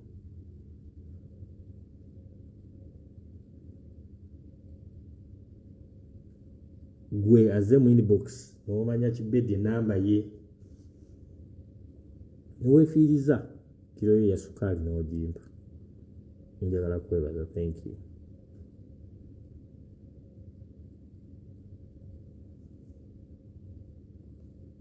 Naye nga byonna bijja kufuna teri kitaggwa ku nsi kuno tekiriyo era tetobeerangawo n'ogamba si just because abasinga obungi mwagala olutalo entalo muba muzaagala tuzikoole zibeerewo naye gwe tosobola kwogerako eri ku saidi n'ogamba wayekomaawo kyokka mujja mu mazina g'enkima temwagala mugikira kubakoonako ate bwe tubeerako ekitwogera ate ffe babi nnyo kyokka ffe basinga okwonoona nze kyekinyunza bwe tuzirika tusooka zirika ffe batuteekako damage nnyingi naye ffe twogera oba amaloboozi gaffe ge gasinga okubeera amangi oba amanene. Naye mu nsi muno njagala kubabuulira ekintu kino njagala okimaka okuva n'olwaleero omuntu yenna bw'afunanga akadde n'akuddukirira mu ngeri yonna mu bulamu buno omwebazanga. And I want to be very thankful. Era nkizzeemu emirundi mingi. I want to thank ababeera ku internet kuno ne mu raisingayo concern abaasobola okuddukira mu ngeri yonna. That was your other side, the golden side of you. And I never take it for granted. I will never. Trust me. nina ebbanja mwene embeera yonna eriwo nina ebbanja but we shall survive. I know teri kijja kuggwa era tutandikira abantu fe abasajja tugwa emirundi mingi mu bulamu buno but we keep walking. You keep walking. So we are giving up, we shall keep walking. Era mukama katonda ajja tutasamu ekyo. Njagala another thing is that I know somebody was asking me Kibedi was, but in my number most of the people know it, only that ensobola ogiddamu ogisomera ku muntu. In case you want to talk to me, you might want to cancel me. Omuntu asooka okugamba Kibedi, I think he needs a word from me. You just know my number. My Airtel number, most people know it. I think it is a common number. Most people know my Airtel number is still on, thank God. Number yange 701 ngenda 70 ngenda giteeka wano ndowooze abasimu munjegira mu comment y'omuntu wano osobola ogitegeera Airtel agitegeera singa obeera ng'oyagala kunkansolinga. I'm very willing to listen. Gitegeera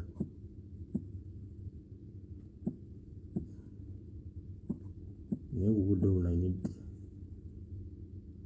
for sure I need help, and I hope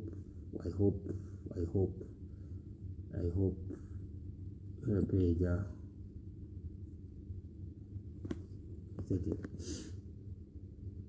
number hiyo njipinizewo in case of anything. I don't know whether somebody wanted to say we can still have a chat, there's no problem.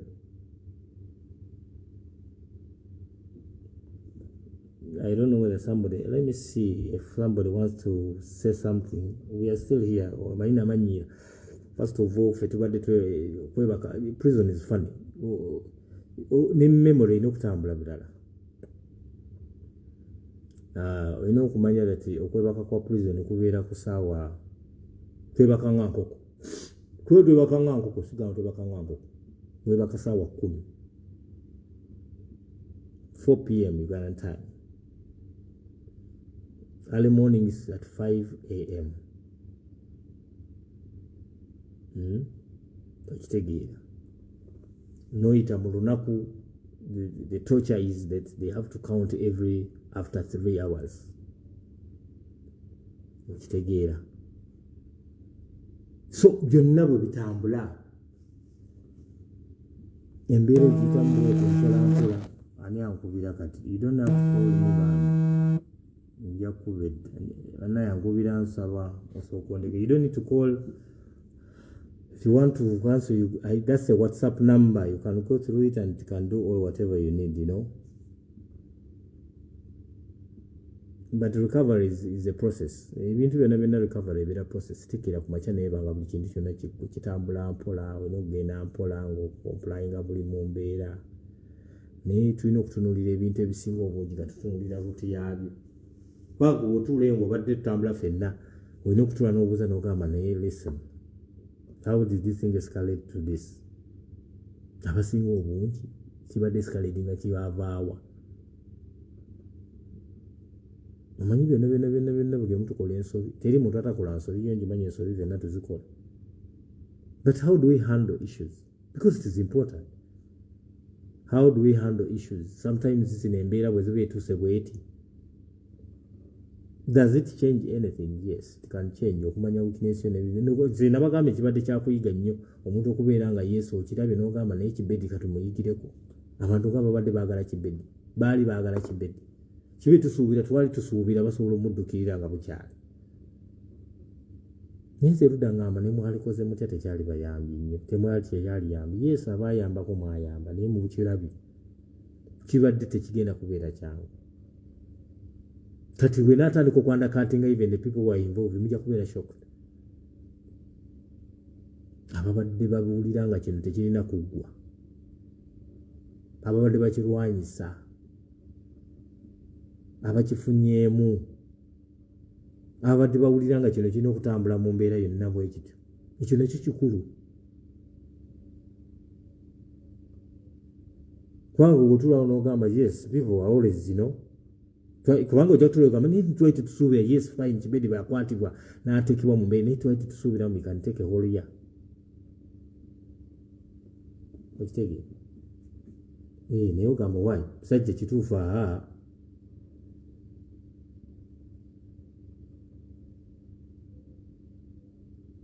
naye ng'ebyo byonna byonna tubeerako ebyokumanyirako. We always just have to learn from our challenges in life, so we get to know this. So tugenda tubiyigirako mpola mpola.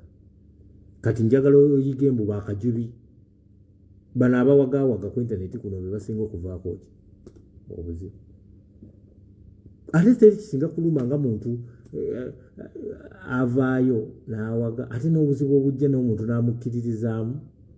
Abamu batukozesa ensobi zino nnyingi,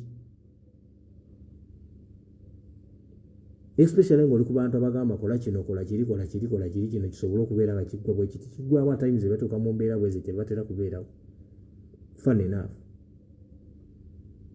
Era nze ndowooza Katonda yampa omukisa.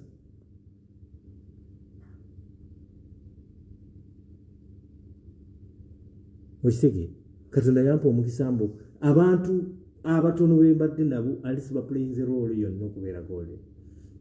Okitegeera nze abo njagala kubeebaza emirundi 10 nammwe abatasobola kulabika kubanga osobola okuba nga tuwalina busobozi okukola kintu tolina bw'otuukira tolina reaching out, but at the end of the day you've been sympathetic some or the other. Era abo njagala kyovula nzizeemu nembeebaza buli muntu yenna yafuna akadde, especially people who came to see me. Ng'oli Uganda obadde okisa Uganda to visit n'okyalako n'ojja n'okakange n'ekyaliko Kibedi. Ne bw'oba tewasitula kantu konna okwebaza kubanga wafuna akadde tekaba katono tekaba kangi. Prison okujja okukyalayo omuntu n'afuusa akadde k'eddakiika ze 10 n'ayitawo akulabeko ogamba wakiri gye bali. People are there who have taken years nga tebalaba.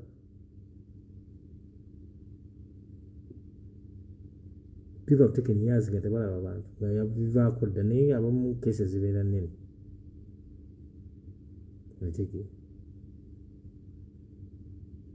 And at times I feel that anyway, because I have a lot to so nina bingi ebyokwogera with the other episodes which are going to be coming up.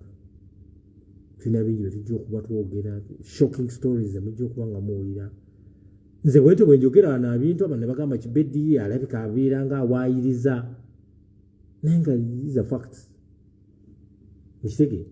These are facts. It is just a matter of time abamu ngenda ne bagamba. Okitegeera? Naye nga abo bonna